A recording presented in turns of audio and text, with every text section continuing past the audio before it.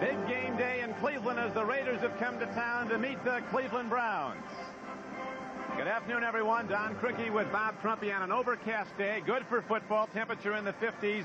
The Browns have never beaten the Raiders here in Cleveland, and the Raiders, of course, a team that stirs strong emotions everywhere they play. They've been pointing to this game a long time in Cleveland, but to beat the Raiders, Trump, you've got to stop number 32, Marcus Allen. He is a real treasure for the Los Angeles Raiders. In his last 46 games, 48 touchdowns. He averages about 120 yards rushing and receiving, and this is the guy that the Dogs have to beat up on today. Now, the Cleveland Browns want to keep the Raider pass rush away from their outstanding young quarterback, Bernie Kosar, and to do that, Cleveland has to run the ball, and they've got the people that can do it. Ball control with these two gentlemen, Ernest Biner and Kevin Mack. Between them, they average about 140 yards rushing per game. This is the second best rushing attack in the NFL. Washington is first. Some 80,000 here at Cleveland Stadium. Tom Flores, a man who has 2 Super Bowl championship teams under his tenure as head coach of the Los Angeles Raiders. They don't like it here in Cleveland, but they've never been beaten here. The field's a little damp. Marty Schottenheimer has his team cooking right now. The Browns have won their last 3 games, and they're solely atop the AFC Central. Kickoff downfield. Barr hits it into the end zone, and Steele lets it go out. So the Raiders will go on offense, 1st and 10 at their 20-yard line. Mark Wilson, the Raider report on him is ankle's not 100%, his shoulder's not 100%, but he's 110% on guts, and he'll start today. Big, angular, lanky quarterback out of Brigham Young. There are the men he'll be throwing to and running the ball with. The offensive line, huge as always. They've shifted a lot of people, though. There have been injuries in the Raider offensive front.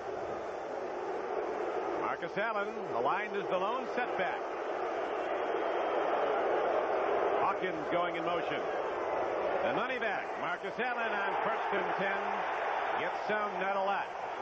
Bob Golick, the nose tackle for the Browns, made the tackle. Cleveland, a very tough defensive team. Golick in the middle. Reggie Camp is their best pass rusher.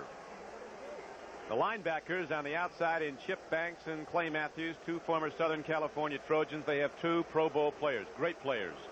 Minifield and Dixon very strong at the corners, and Don Rogers, a second-year player out of UCLA, is a real whammer at the safety position. Right now it's 2nd down and 8.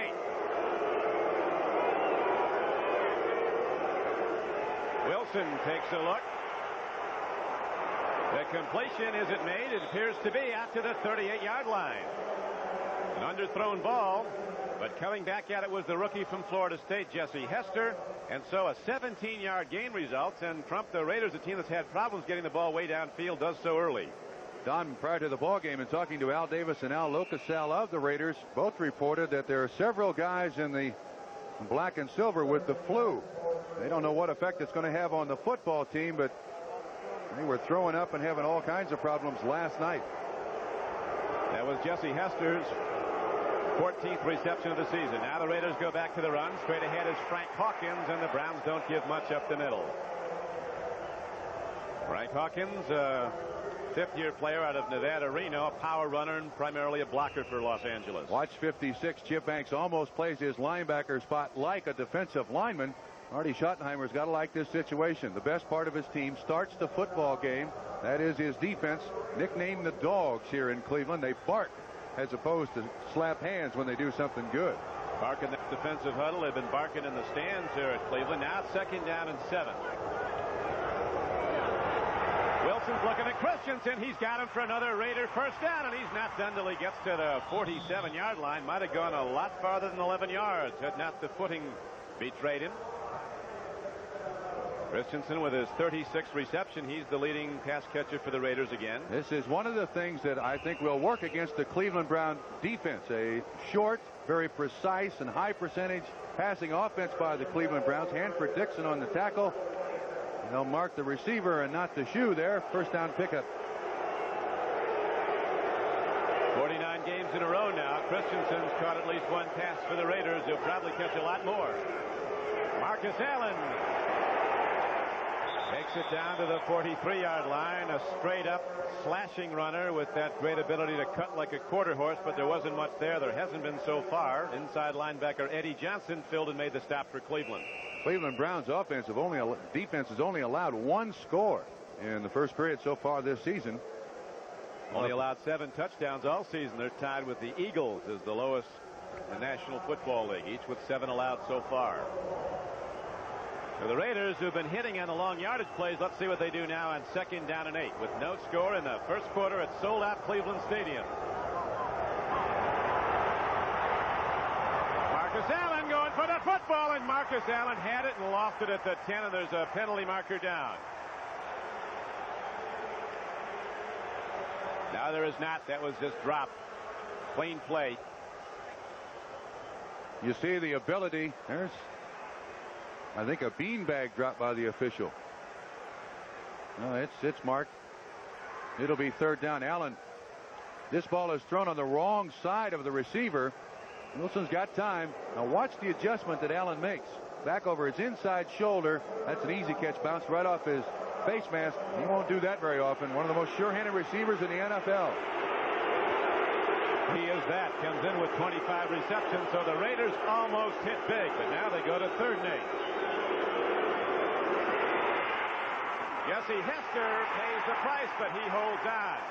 See where they spot the ball. Hester had to get down to the 36-yard line of the Browns. He's going to be short of that. Donnell Gross on the hit. Good coverage. Very high percentage pass by Mark Wilson. Obviously trying to keep the Cleveland Browns defense off their quarterback. 1, 2, 3 steps and throws. That's a big tackle, and it does appear that the Raiders are going to go for it here on 4th down and about a yard. Cleveland defense, as you know, Trump, the #1 defense in the American Conference, tested now, as will the Raider offensive line. Marcus Allen 8 yards off the line of scrimmage in the I set on 4th and a yard.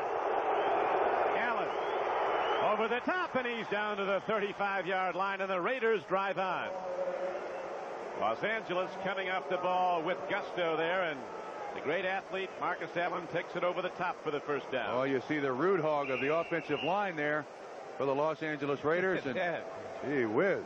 Talking about an athlete. Bob Beamon there on the Fosbury flop for a 1st down. That's the 7th time the Los Angeles Raiders have gone on 4th down and inches. 3rd time they've made it, Don. You know who that is?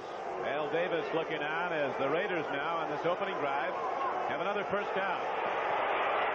Wilson throws. They jam up Christensen. He looks for a foul call, but there's none. There was contact. Eddie Johnson on one side, Al Gross on the other side. Johnson playing with a very bad knee.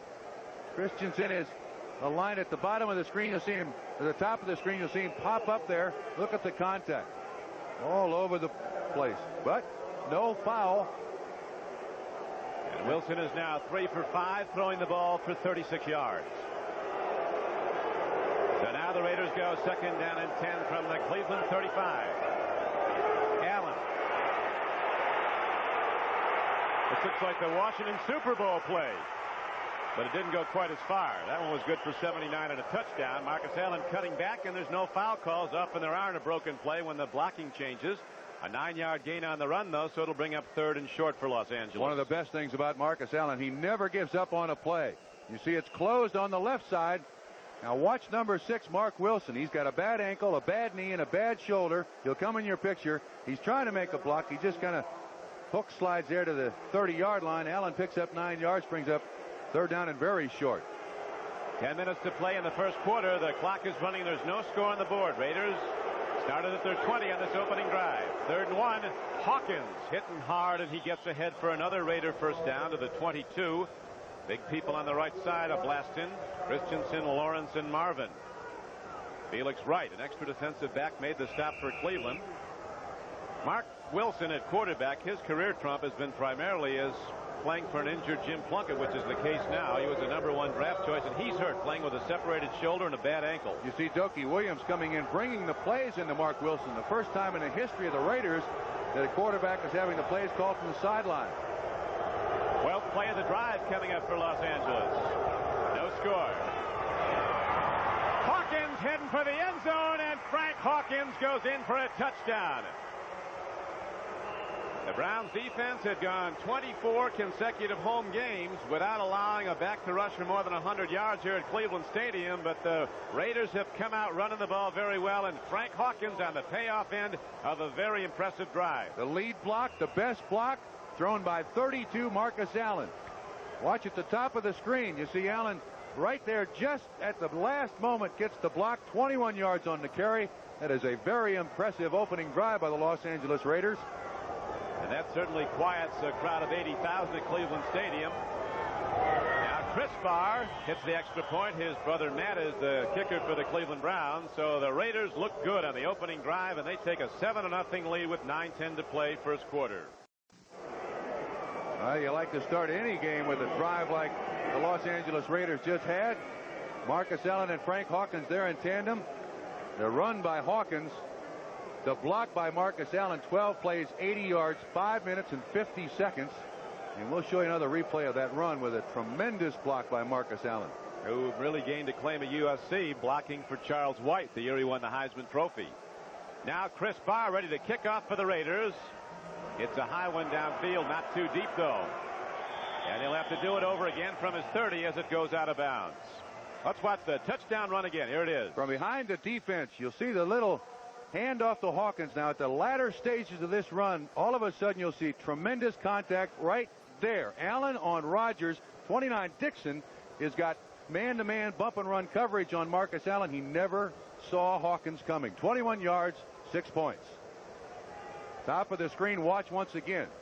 Allen is covered by Dixon at the top. Dixon right in front of Hawkins is not looking at the running back at all. And suddenly Allen goes in with a tremendous block. By that time Hawkins is around Dixon, easy into the end zone. That's one of the problems with a bump and run. When you got to concentrate on the receiver out there, you don't watch the running play coming at you. Well, Schottenheimer, the coach of the Browns, likes to say of his defense, we give up a lot of yards, but when it's on the line, we can be outstanding. But on that drive, the Raiders were one great-looking football team. Hawkins was a lot of it, too. 3 carries, 29 yards, 21 on the touchdown run. Glenn Young is the deep man for the Cleveland Browns in their receiving formation. Chris Barr was waived by the Cincinnati Bengals, went to the Raiders in '80, played in that team in January of '81 that won the Super Bowl. The boot downfield, and Glenn Young fields it at his 8. 20. And the Raiders come a hitting at the 25-yard line, so Bernie Kosar and the Cleveland offense come out for the first time. Kosar, the rookie from Miami at quarterback. Kevin Mack has been one of the top runners in the league this year, and Biner gets a lot of yards. Best receiver is the tight end, Ozzie Newsome. The offensive line is not full of number ones. In fact, there aren't any, but this offensive line's taken pretty good care of the QBs. Only 14 sacks, just 1 in the last 4 games allowed. Great run blockers, and that's what the Cleveland Browns want to do. They really do. They've got to keep the Raider rush off Kosar. To do that, they've got to maintain possession by jamming the ball at Los Angeles, and they go to the run. Kevin Mack puts it up the middle, and he's out across the 35-yard line.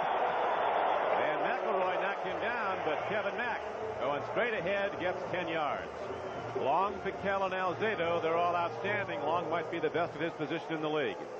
Rod Martin is the blitzer, the sacker at right linebacker.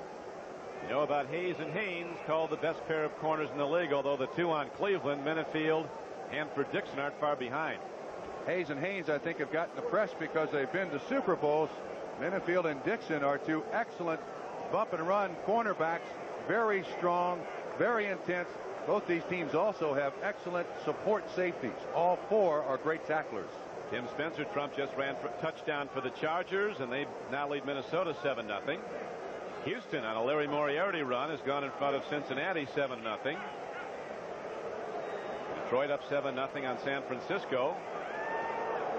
49ers less than great at the moment, and Buffalo on Greg Bell's touchdown run is out in front of the Indianapolis Colts 7-0. Browns are the best team in the American Conference at running the ball, and the Raiders are the best in the conference at stopping the run, and that's what's coming right now in all probability on 2nd and inches. Yep. Kosar going to fire. Slapped right back at him. Piquel was there. Rod Martin was coming up the middle on a blitz. Bill Piquel is really emerging as a top nose tackle. Ozzie Newsome was the intended receiver, Don, wide open. Absolutely wide open. Defensive coaches teach their defensive players to, once they get into the offensive backfield, get your hands up. There's Piquel, hands up. He stops a sure completion to Ozzie Newsome. So Piquel comes out as the Raiders change alignments now, and he's ready to go again. And So is Howard Long. They shift around. They'll bring Piquel in the middle now as they go to the down line. Third down in yards. Piquel ready to move off Mike Babb, the center for the Browns. Here's the handoff, and straight ahead with the ball is a power back from Alabama, Johnny Davis, who got some. Looks like he's got the first down. Now let's go to NFL 85 and Bob Costas. Don, San Diego has an early 7-0 lead at Minnesota, and look who helps out with the block. There he is, number 80, Kellen Winslow, his first action of the year. It helps Tim Spencer get in from the 2, and San Diego leads it in the first quarter, 7-0. Back to Cricky and Trumpy. Thank you, Bob. We've got 7:44 to play here at Cleveland Stadium. 80,000 on hand. Now watch the Raiders, the team that they still remember so vividly, knocking the Browns out of the playoffs. And that January day in 1981. Browns have never beaten the Raiders here at Cleveland. Kosar, deep drop. Lane ball. It's up for grabs. It falls incomplete. As the Raiders come hard, Howie Long was busting up. 10 of receivers, Brian Brennan, but nobody holds out Howie Long, and sometimes he's triple teamed. Long and Rod Martin. You can see Long jumps inside, picked up by Dan Fike. He hits his arm, therefore Kosar can't really follow through. Look at the contact here on the receiver. All over the field. The receiver almost makes a reception here, boy. That's one for Cleveland. Throw it up like that and it's not intercepted. Let's see what they do now on second down and 10. Kevin Mack to the 42. He got 4. Rod Martin knocked him down for Los Angeles with 7:14 to play in the first quarter, and still 7-0 count the Raiders in the lead.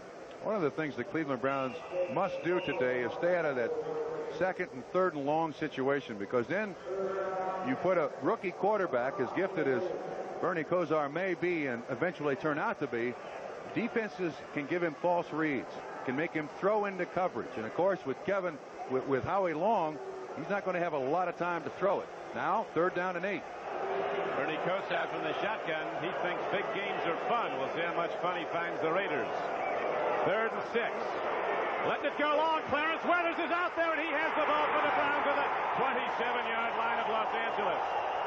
So Kosar, who thrives on the blitz, as is a collegiate and through his early pro games, hits on a 34-yard throw against a full blitz right to Clarence Weathers, who's been a destroyer off the flank, maybe the smallest player on the field. Last week he had 3 catches for 146 yards. All of that yardage came in the second half. Kosar throws off his back foot. Marty Schottenheimer told us last week prior to the Houston Oilers game he'd never seen a better long passer than Bernie Kosar.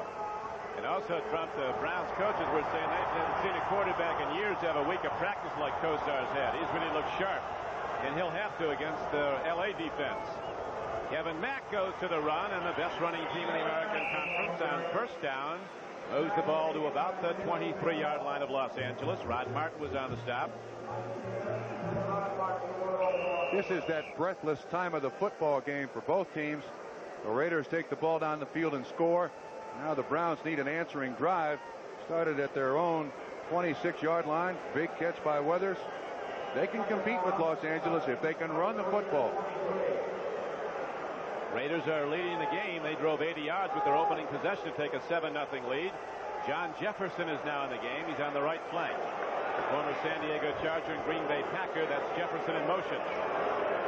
Kosar sprinting out, call play, throwing on the run. Penalty marker down, incomplete pass, but the marker is down in the Raiders secondary.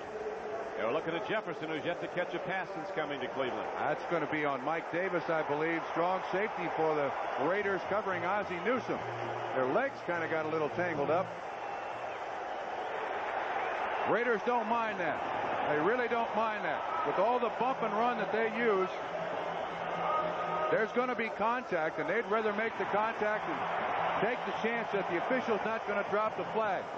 You see Newsome come out right in the middle. You see Davis pushes him down. Flag thrown. I mean, all it is 5 yards and a first down for the Cleveland Browns. But they do move the chain markers, get 4 new downs, and they have the ball just inside the 19-yard line of Los Angeles. Raiders lead the game 7-0. First quarter, 5 minutes to play in it.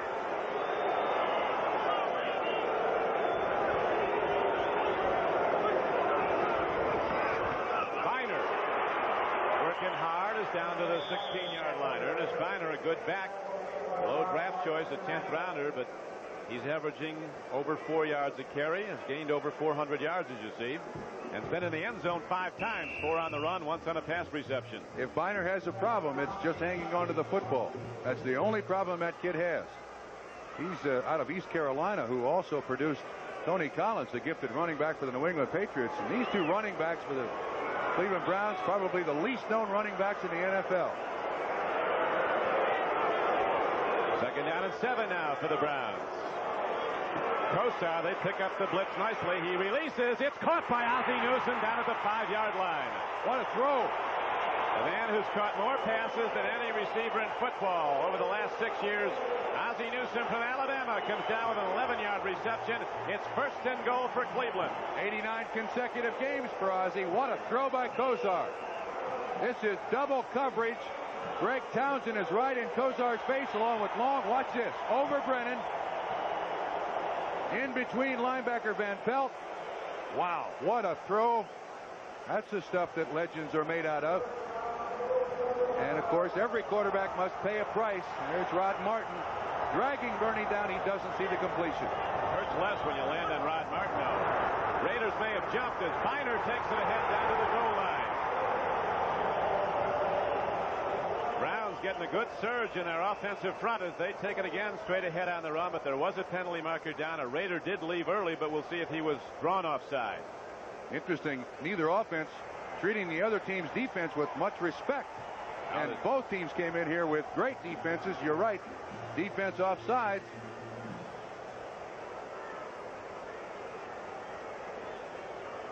Got about 5 yards on the run. This was offside. Decline the penalty. Second down. See, if you take the penalty, it's first and goal. They have Marty Schottenheimer has confidence. They want the yards for the running back. If he got more on the carry, it was just by inches, because that was about 5 yards too, and they use it down. I'd still like to take the first down.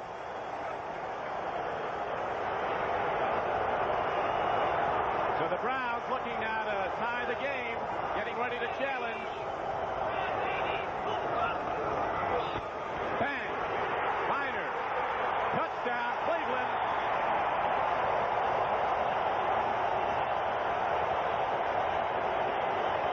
Travis Tucker, a rookie tight end, made a slam block. Ricky Bolden was stumped, and so was Ozzie Newsome as they blew the Raiders off the line. Don, last year, Cleveland Browns rushing offense was ranked 28 in the league. Today, number 2, and they now scored a rushing touchdown in 10 consecutive games, and they're the only team this season to score a rushing touchdown in every game they've played. Now Matt Barr's on the field to try to tie it, which his brother hit the extra point earlier, and now it's Matt Barr putting up the 7th point for Cleveland. So at 3 minutes and 9 seconds to play in the first quarter, the Browns and the Raiders are tied at 7. There's Ernest Biner, who just went in the end zone for the Cleveland Browns. The point after ties the game at 7. This is Don Criqui with Bob Trumpy at sold-out Cleveland Stadium. 80,000 here as the Browns pointing to this game for some weeks. Ready to kick it off again to Los Angeles. First possession for the Raiders was an 80-yard drive in 12 plays, with Hawkins going in for the opening touchdown of the game. 21 yards out. Here's Sam Seal for Los Angeles. Penalty marker is thrown in as Sam Seal goes down at the 20-yard line. He'll run it to the offensive right. Good block on Howie Long. There are 3 tight ends in there. And Biner, with great leg strength, hangs onto the football, gets in the end zone. And that's an 11-play, 73-yard drive, capped by a 1-yard run by Biner. 6 minutes and 1 second of possession. Penalty against the Los Angeles Raiders. Take it back to half the distance to the goal.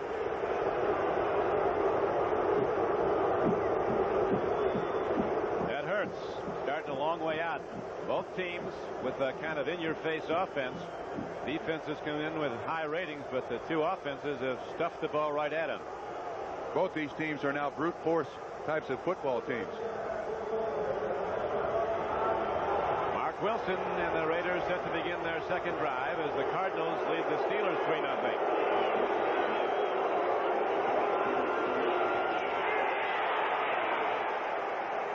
Marcus Allen taking a lot of helmets, a lot of hits. Maybe the #1 attribute of the great runners is courage. A guy like Allen, who ran it 28 times last week, probably got hit 80 or 100 times in that game by different people. Allen 5 carries for 20 yards. There's at least 4 people pounding on him every play because they know where the ball's going most of the time. Tackles that time made by Eddie Johnson and Tom Cousineau. Raiders gaining a lot of yards so far up the middle of that Dogs defense. Mark Wilson gets some time and he gets it out, but he's too wide for Marcus Allen.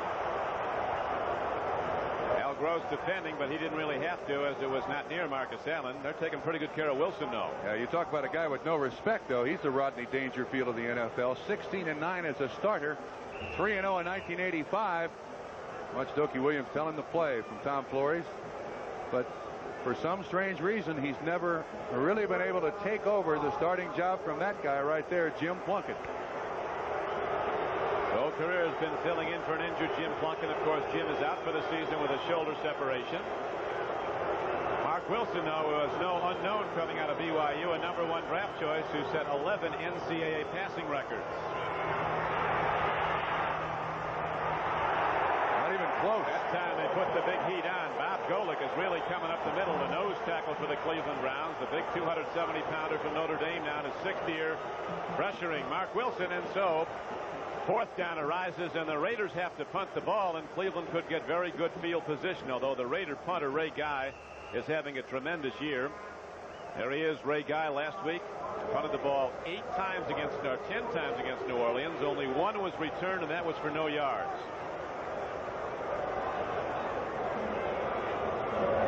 Guy's a great placement punter, although here he'll just try to hit it as deep as he can.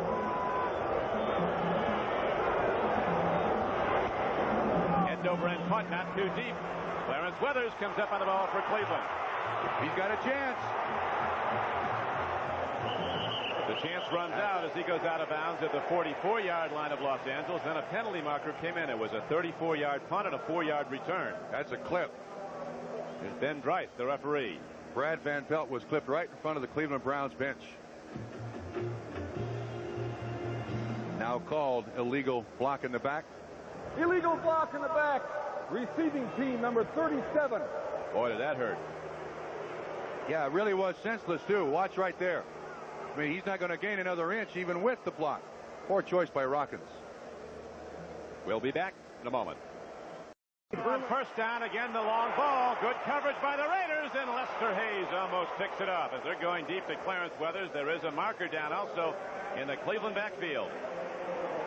Weathers, in the opinion of the Raider coaches, has added a new dimension to the Cleveland offense because of his great deep speed. He really stretches the defense out, and then they've got the great short receiver Newsome. Late hit by the Raiders defensive line on Kosar. Automatic 1st down, 15 yards. And Lister had excellent coverage there. One of the best bump and run guys you'll find in professional football. Interesting, Trump, though, the Raider cornerbacks, despite their great reputations, have been challenged more this year than ever before, and they've been getting beat long more than before. Although it's taken some perfectly thrown balls to do it. So the Browns, in this tie game, 7-7, late in the 1st quarter, get a 1st down inside the Los Angeles 40.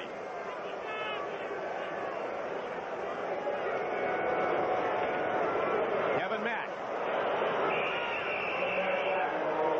Los Angeles fans might remember Kevin Mack playing for the Los Angeles Express. He came out of Clemson, was projected as a high #2, maybe even a late #1 draft choice in the NFL, but he went to the USFL early as Dallas has taken a 7-0 lead now. Pittsburgh has come back to take the lead over St. Louis 7-3. The Steelers badly in need of a win. Atlanta needs one worse. They've not won this year, and they're leading New Orleans 7-0. And one of the leading contenders in the Bo Jackson Bowl. 2nd down and 11 now for the Cleveland Browns. Kevin Mack runs the ball. He's very fast. He's 6 feet, 212 pounds, Mack. In high school, he ran a 9.500 in South Carolina. He can break it long. Now carried the ball 5 times, has gained 18 yards as the 1st quarter is down to 58 seconds and running, and the game is tied 7-7. Another big 3rd down and about 8 situation for the Cleveland Browns. John Jefferson comes in the ball game. To this point, all he's done for the Browns is run motion. They're trying to get him into the offense. This would be a perfect time. I think that last time they at least threw to him was the first time in 4 games they'd thrown to him. He's yet to catch one. Third down throw by Kosar in Cleveland. A long ball. He's got a man out there. And again, the Raiders are in good position. McElroy, the strong safety, ready to unload on Weathers. He saw that coming. So it brings up 4th down now, and Cleveland will punt the ball. One of the few times you see the Los Angeles Raiders when they're not in bump and run. Even though at the top of the screen you see the guy at the line of scrimmage. Watch him. He'll let the receiver go on the outside. It's a well-conceived pattern. Weathers on the inside, breaks to the outside. Couldn't quite make the completion. Interesting contrast here, Trump. Gossett has the lowest punting averages you see in the NFL. And the man about to return it, Fulton Walker, the former Dolphin, has the best return average on punts in the American Conference, over 14 yards. Walker standing back at his 10-yard line. Jeff Gossett hits a high punt. Well placed. Rockins going to catch it. Oh, no. Fell into the end zone for a touchback. Almost a perfect play by Chris Rockins. That's something that teams are now practicing. So the Raiders get it back at their 20 when we come back. Raiders ready to go. 1st and 10 from their 20. Game tied 7-7. 20 seconds to play. First quarter. Marcus Allen takes it straight ahead, and he's out for a 5-yard gain. Cousineau, the inside linebacker, number 50, made the stop. Almost a great play here by Chris Rockins. They'll practice this all week long, but unfortunately Rockins, looking up at the football, does not know where the goal line is. Trying to keep himself in fair territory there, but once his body hits the line, it's a touchback. And that ends the first quarter with the game tied 7-all.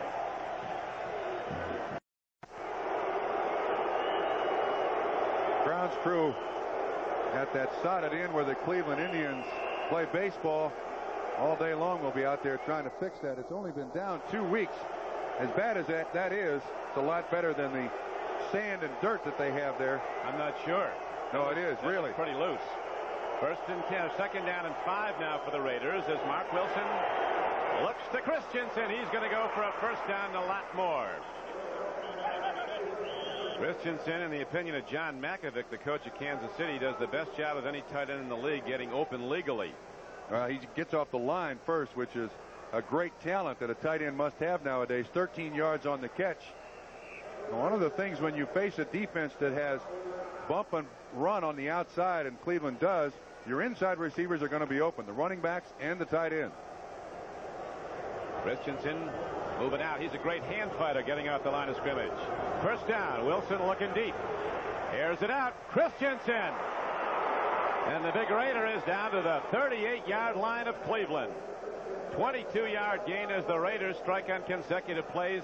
Todd Christensen, 1 year after a holdout, very confident guy, was in his first scrimmage. He caught the ball at the feet of Al Davis and along the sideline with one hand. Got up without breaking a stride, ran back to the huddle and yelled back at Davis, "That's why I get the money." 3 catches now, 47 yards. And when he was with the Dallas Cowboys, he didn't want to play tight end. He wanted to play running back. Goes to the Raiders, and Al Davis didn't ask him. He told him, "You're a tight end." Went to the Giants. He didn't want to play running back. All-pro player is a waiver acquisition. Marcus Allen, the main man in the Raider backfield, can't get anything started there as Eddie Johnson filled. Eddie Johnson, the inside linebacker, is the only guy of the 4 Cleveland linebackers who was not a high #1 draft choice. Banks, Cousineau, and Matthews all were, but Johnson plays like one. Rams going for a 7th consecutive win out in front of the Chiefs at Kansas City. Eddie Johnson coming off the field. He's got that bad knee he got last week in the Astrodome on AstroTurf. Got a big brace on his left leg. Scott Nicholas now replaces him in the defensive lineup. Mark Wilson looks over the Cleveland defense. 2nd and 10. Wilson in trouble. They're going to get him back at the 47. Clay Matthews, number 57, one of the great outside linebackers in football, the captain and most valuable player of the Browns defense. 30th sack the Raiders have allowed. You'll watch 57. They try to have Hawkins a running back on Matthews. That's a mismatch. No running back, in my estimation, in the NFL can handle Matthews or Banks on the blitz. First sack of the day for Cleveland. A year ago, when Matthews was a consensus All-Pro, as Coach Schottenheimer said he'd never seen a defensive player have a better year at any position. Never gives up either. 6'2", 235. He had 12 sacks as a linebacker last year. So the Raiders with a big problem now. Third down at 23 coming up. Penalty markers down. Might be a hold in the backfield. That's what Carl Hairston of the Browns is signaling. Mark Wilson is down. Here's a guy that's playing on sheer courage. He has a bad ankle and a very bad shoulder, partially separated. He came back last week after the separated shoulder. He got flags. The officials are going to talk. Is it going to be a late hit? There was also a late flag over on the far side of the field, a flag in the Raider backfield. Offense holding 65, defense holding 31. Wipe them out. Call it a push. You made mention of the fact how injured Mark Wilson is. I noticed that Ray Guy took several snaps in the warm-up, threw the ball a couple of times. You see the one flag. We don't see the other. But Wilson got up. You see him put his helmet on? Put his helmet on. He could barely lift his left arm. That's a separated shoulder. He had a tough day at the Coliseum last week. Not only did he suffer a separated shoulder to go along with a sprained ankle, but he was booed all afternoon. Might feel more at home on the road this week. Wilson's thrown 9 times, has completed 5 for 72 yards. Third down and 23.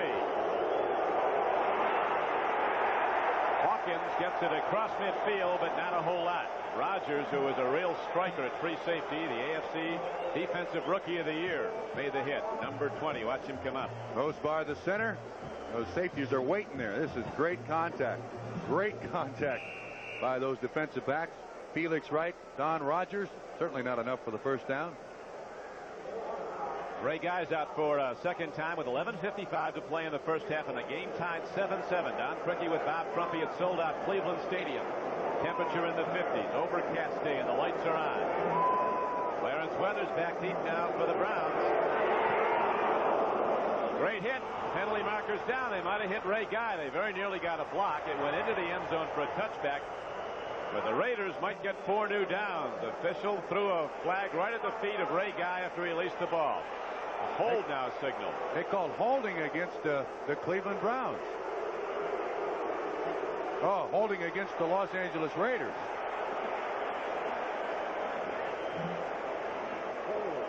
So, 48-yard punt that just carried into the end zone for a touchback. We'll see what the Browns elect to do here. And sending Weathers back out to receive another one. They're going to make him re-kick.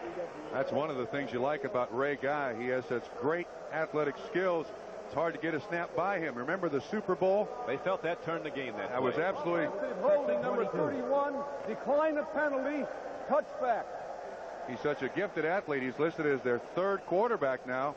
He went up to catch that one punt snap one-handed in the Super Bowl, turned the game around.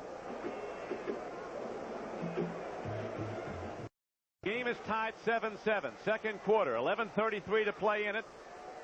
Browns go to the run. Kevin Mack looking for a place to move, and he's struck down by Van McElroy. Strong safety for the Raiders. Kevin Mack, good runner, good yardage, averages over 5 yards a carry. The Giants have just gone in front on a Sims to Mark Bavaro pass to 29 yards. Houston's extended its lead over Cincinnati to 10-0.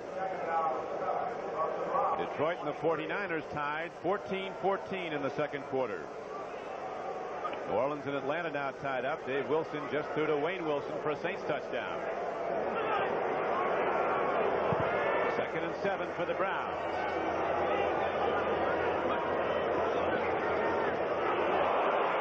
All-pro play by Howie Long as he stuffs Kevin Mack. More and more, Trump, you hear everybody in the league talking about Howie Long as the preeminent man at his position, defensive end. You can't hold him out. Most of the press he gets is for his pass rush. You can see here he can also play the run. Harry Holt, 81, was supposed to block Howie Long. He just follows the guard into the hole, and he's right there. Browns have run that delay sweep a great deal. They're going to come up with another play. Notice, too, Weathers comes off the field limping and limping badly, Don. That's their deep threat. Browns Browns now go third and almost 13. They've converted 2 of 3 third downs earlier in the day. Right now, Bernie Kosar wants to get some counsel from the sidelines with 10 minutes to play in the first half. And the score, the Cleveland Browns 7 and the Los Angeles Raiders 7. Will be back. I'm Craigie with Bob Crumpy back at Cleveland. This game was rated just about even coming in, and that's where we stand right now. It's a 7-7 game. Big play ready to bust pretty soon, though, maybe. Yeah, Don, I've been impressed with both teams' defenses after the opening drive for either offense. The defenses have kind of taken control of this game. One thing of note, Clarence Weathers on the sideline there. They're looking at his knee, and he's the Cleveland Browns' deep threat. He's made the one big play for Cleveland, a 32-yard reception. Going to hurt if he doesn't come back. Here's Kosar now on 3rd and 13, going to the run, and Binders shut down by the Raiders. So the Browns have to punt the ball, and Los Angeles could get good field position. Jeff Gassett comes out. Raiders the best in the AFC at stopping the run. The Browns the best in the conference at running the ball. So far, the Raiders have won that battle. Browns have only gained about 30 yards rushing. Bolton Walker is back at his 40-yard line for Los Angeles, and here's the punt by Gassett. Short one. Walker comes up on it. It's got some room to run. And he takes it inside the Browns' 45-yard line. Just a 30-yard punt by Gassett. And a 7-yard return. So Gassett hasn't been doing the job for Cleveland, at least not in that one. Certainly one of the most interested spectators is the owner of the Browns, Art Modell. His team solely atop its division for the first time in 5 years this late in the season. Marcus Allen gets the reception, and he's down inside the 30. They'll spot him out of bounds at the 29-yard line. A well-executed pass play as Allen slipped the sideline and made it a 15-yard gain. This telecast is presented by authority of the National Football League. It is intended for the private use of our audience. Any rebroadcast or other use of this telecast without the express written consent of the Cleveland Browns and the National Football League is prohibited. Great choice by Wilson with that bump and run defense of the Cleveland Browns. Running backs and tight ends going to be open underneath all day. Raiders starting to mount a challenge now to that short punt. It's a 7-7 game. Marcus Allen with Hawkins as a lead blocker. He allowed him to turn the corner, and Allen is down to the 23-yard line. Al Gross, the strong safety, finally got him. Last week, Marcus Allen ran the ball 28 times for Los Angeles. All the other backs and the quarterbacks combined ran it for 5. The thing you got to like about Marcus Allen is that he catches a pass on one side of the field on one play, runs the sweep on the other side of the field the next play. He is their offense. They're still trying to find that deep receiver like Cliff Branch was to get the ball down the field. Until then, he'll give it to 32 anyway. He'll take it. Kenny King now comes in for Los Angeles as you see 2nd and 4. Hawkins taking people on. Cousineau struck him at midfield. Right in the middle of the line, actually, down the 22-yard line. So the Raiders come close to a first down, but not quite there. It'll be 3rd down and about 2. Hawkins, a blocky, very powerful runner at 5'9", 210. Minnesota's now tied the game. Buffalo continues to lead Indianapolis. Houston up 10-3 on Cincinnati. 3rd down and about 2 to go for the first down. Wilson 6 of 10 throwing the ball for the Raiders for 87 yards.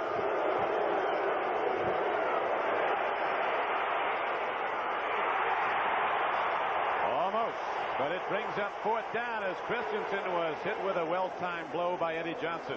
Great coverage by the Cleveland defensive backs. More of that bump and run. The wide receivers had no chance to be open. Christensen still almost makes his catch. Watch Eddie Johnson, 51. Well, that's Banks right there with Marcus Allen. Kind of run together. And Eddie Johnson does the cartwheel on Christensen. Can't make the catch. 4th down and Barr tries a field goal. Chris Barr ready for a 29-yard attempt. 39-yard attempt with a 10 into the end zone. Hold at the 29.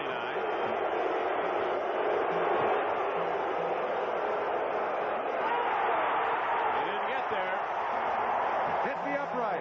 Barr only 6 for 11 kicking field goals this season for the Raiders, so the drive is stopped and there's no points. Realize that upright is 6 inches wide. That's why they hit it so often. How in the world and they hit that thing almost squarely. It bounces almost straight back onto the field of play. It's the upright on the left, bounces right straight back into the field of play. That seems so improbable, but it happens a lot. It does, and the Browns get the ball at the line of scrimmage outside the 20. They'll go first and 10 at their 22. 8:16 to play in the first half, and the game is tied 7-7. Both teams went on long drives in their opening possessions to score.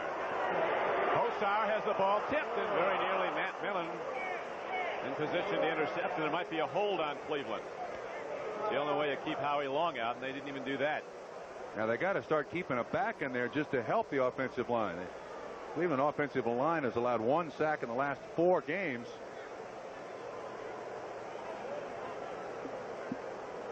This really takes an offense out of its game, though. It's a killer holding. 10 yards. It's holding. It's against Cleveland. Ricky Bolden, number 77. He was blocking on number 75. Bottom of the screen. Howie Long right in front of him. Look at the strength of both of those guys. And when Bolden has his arm around the front of Howie Long, you see Howie Long tip the ball. He gets the holding call on him and tips the ball too. Not a bad play by Howie Long. We were told the Browns were going to sprint out a lot away from Howie Long's side. They'd only done it a couple times. Now on first down and 20, they go to the run and get nothing at all as Kevin Mack is stuffed at the line. And we pause briefly for station identification. This is the NBC Television Network. This is WKYC TV3 in Cleveland. We're at Cleveland Stadium. 80,000 are here. The Browns already have had an 80,000 house for the Pittsburgh game. They could have one next week when Washington comes in. Now, they've really sold this one out a long time ago as the Raiders, a team they've never beaten at Cleveland, come back with those memories, almost 5 years old, but still vivid in the minds of all the Brown fans.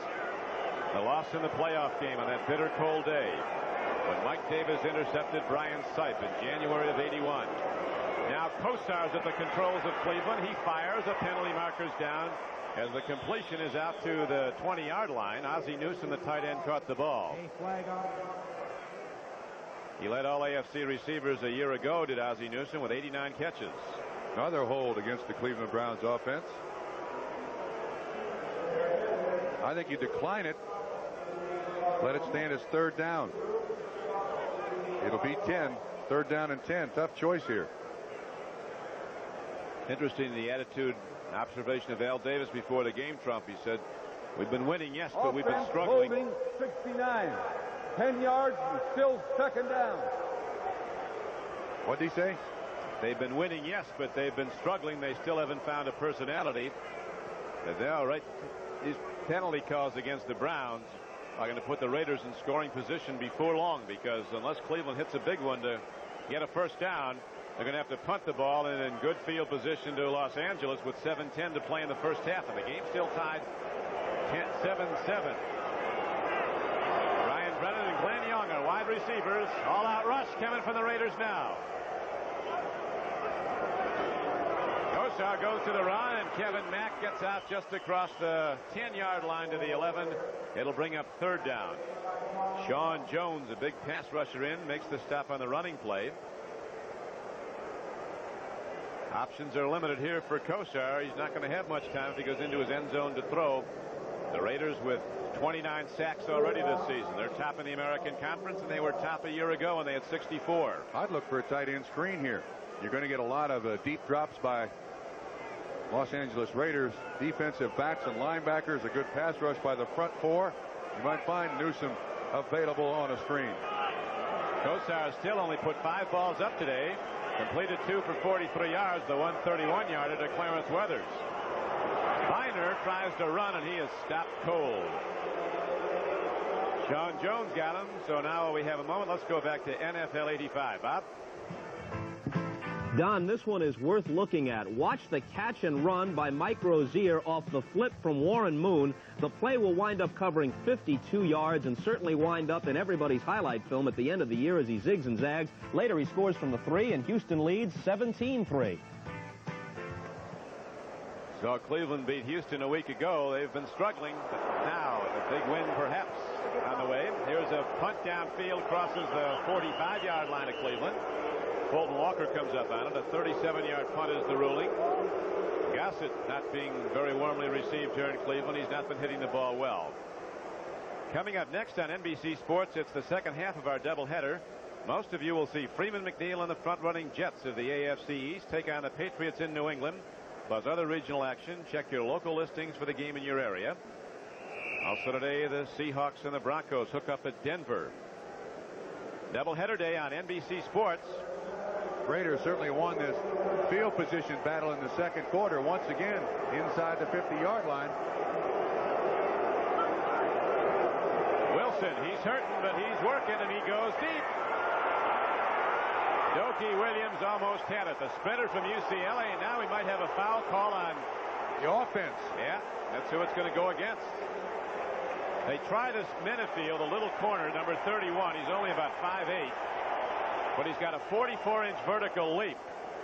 It's what that basketball star of some time ago, David Thompson, used to have. So you can throw on him and throw high on him, but he can go up and get it.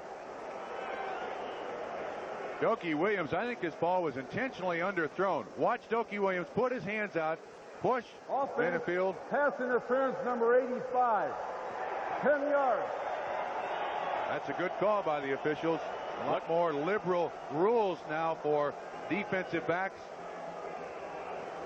It looked like, Trump, at the outset of the day, we were going to see a lot of touchdowns. The Raiders went 80 yards with their opening drive to take a 7-0 lead. Browns came right back, went 72 yards to tie the game, but that's where it stood.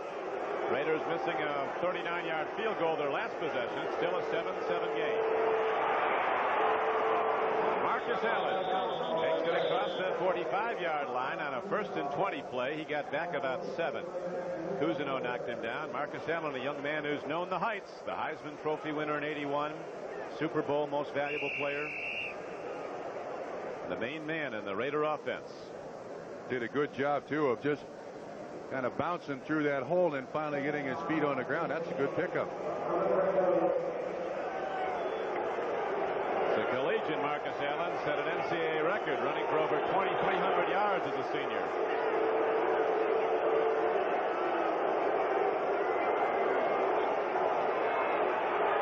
Wilson looks, and he's looking at Marcus Allen. A free ball that's incomplete. Another flag thrown very late. They're calling it maybe on Dokie Williams again.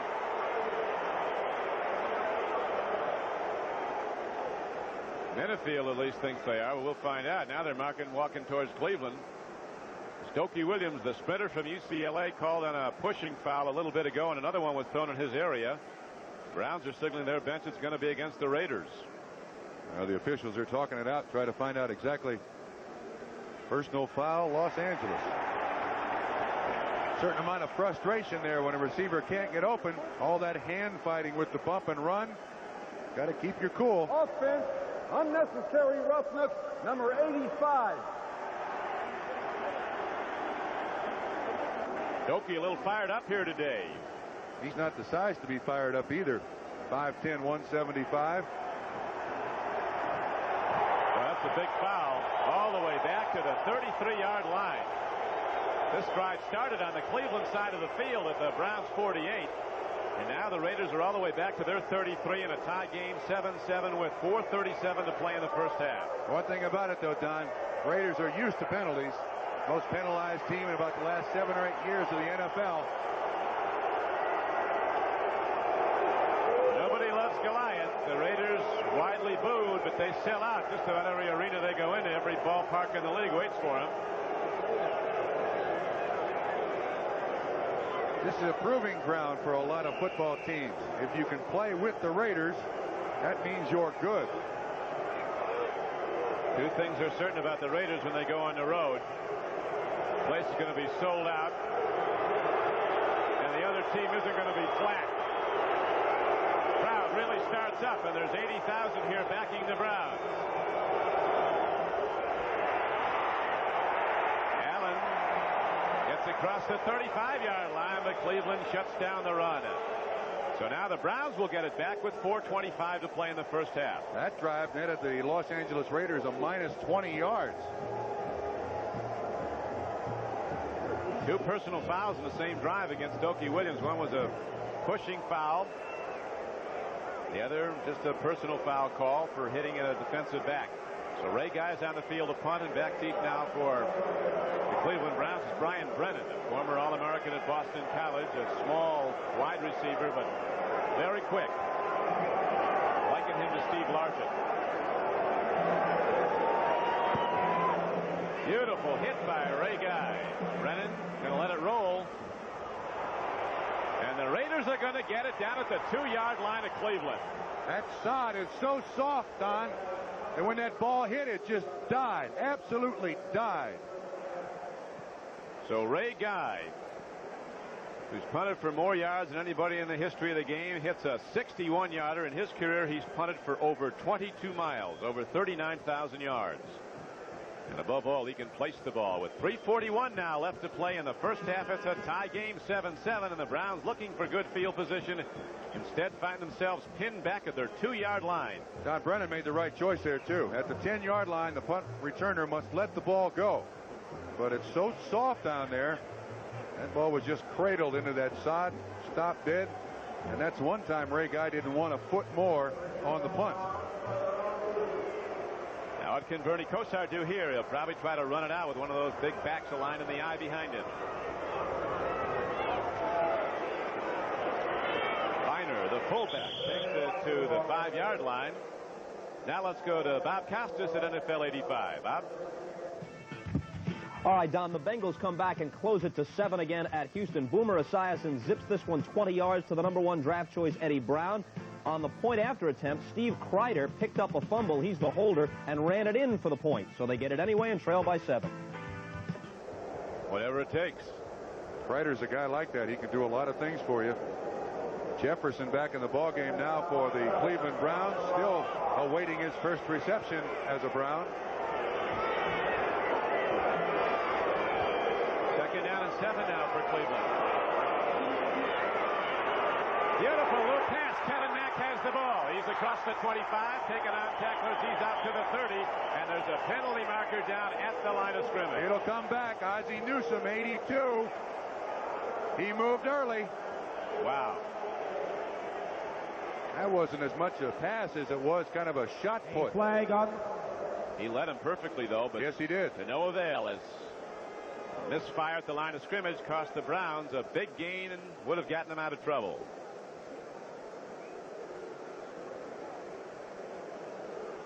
This is a pass a lot of quarterbacks have been around a long time don't throw very well. Well, I'm not sure you can really call this one a throw. Watch the way Bernie gets it. To be like one. He kind of shot puts it out there. All he's trying to do is make sure he gets it in the hands of the receiver. Big pickup brought back by a legal procedure. So instead of getting out of jail and out to the 30-yard line, the Browns now are back at their 2-yard line. 2:48 to play in the first half, and the game is still tied 7-7 as it was early in the first quarter. Both teams scoring on their opening drives. Boom to Dorsett for the Dallas touchdown. A field goal by McFadden of the Eagles makes it 7-3 Cowboys. Kosar goes to the run on 2nd and 9, and the Raiders don't give much. Matt Millen filling. Rod Martin was there. So was McElroy. Now, in my estimation, the Raider defense should take timeouts here. The offense can stop the clock. The defense can't. I think they're doing the Cleveland Browns a favor.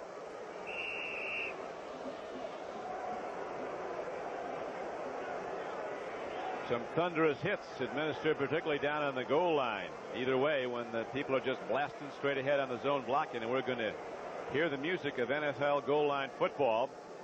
It's really what a goal line offense what the Browns have been running here to try to get out of this, excepting that pass that was called back. 2 minutes now is showing on the clock. In a moment they'll call timeout. Now see, the Raiders just wasted 39 seconds.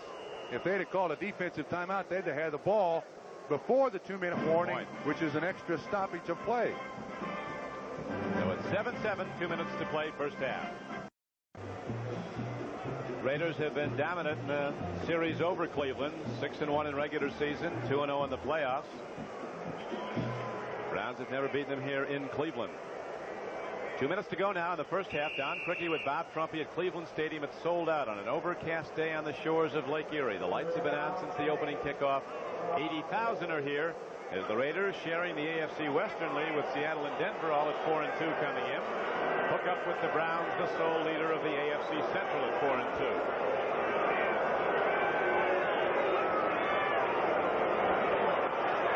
Kosar, long ball. Jefferson comes to Hampton down with the ball. John Jefferson almost had a big one, but he comes up empty, coming down. Mike Haynes and Van McElroy in coverage. This is as close as he's come to catching one. A very gutty call by the Cleveland offense. Even with the pass rush of the Los Angeles Raiders, Bernie stands back there. This is well thrown. When J.J. leaves his feet, can't really control the ball. 4th down. And the Raiders with 1:54 on the first half clock could get very good field position. Another poor punt. Fulton Walker takes it at the Cleveland 41. Browns come sticking on special teams. He's been averaging 14 yards a return, but not today. But the punting of Gossett has been abysmal. Watch this throw once again. Sets up very well. He's looking. It's there. It's there. Did he catch it? Oh, so close. Once again, great field position now for the Los Angeles Raiders. Last drive, minus 20 yards on that drive. Raiders, though, with plenty of time now to get some points up, as this game is still tied 7-7 as it was in the first quarter. 1:42 to play, as you see in the first half. Mark Wilson working at quarterback. Hawkins and Marcus Allen his runners. Jesse Hester, wide receiver speed to the left. He's running deep. But the ball goes to Marcus Allen, who loses one DB and takes it inside the 25-yard line. Al Gross, the strong safety, tried to get him, and Marcus beat him with a shoulder deke and went ahead for a 16-yard gain for the Raiders and stops the clock. He's such a threat. He's simply an outlet receiver here, but this ball is thrown about 4 yards deep, and he turns it into about a 16 or 17-yard gain. That's what you want. Let him stop there dead. Cousineau drags him out of bounds, stops the clock. First down, Raiders. Always a threat to throw the ball, though now when he catches a pass. And in the backfield, Marcus Allen is a very good high school quarterback. Lincoln High in San Diego. There's a big play. Carl Hairston, a former Eagle, comes up to make the stop on Allen as you see the game clock winding down to 1:26, where it's stopped by a Raider timeout. So as Chris Barr starts thinking field goal, we break for this word.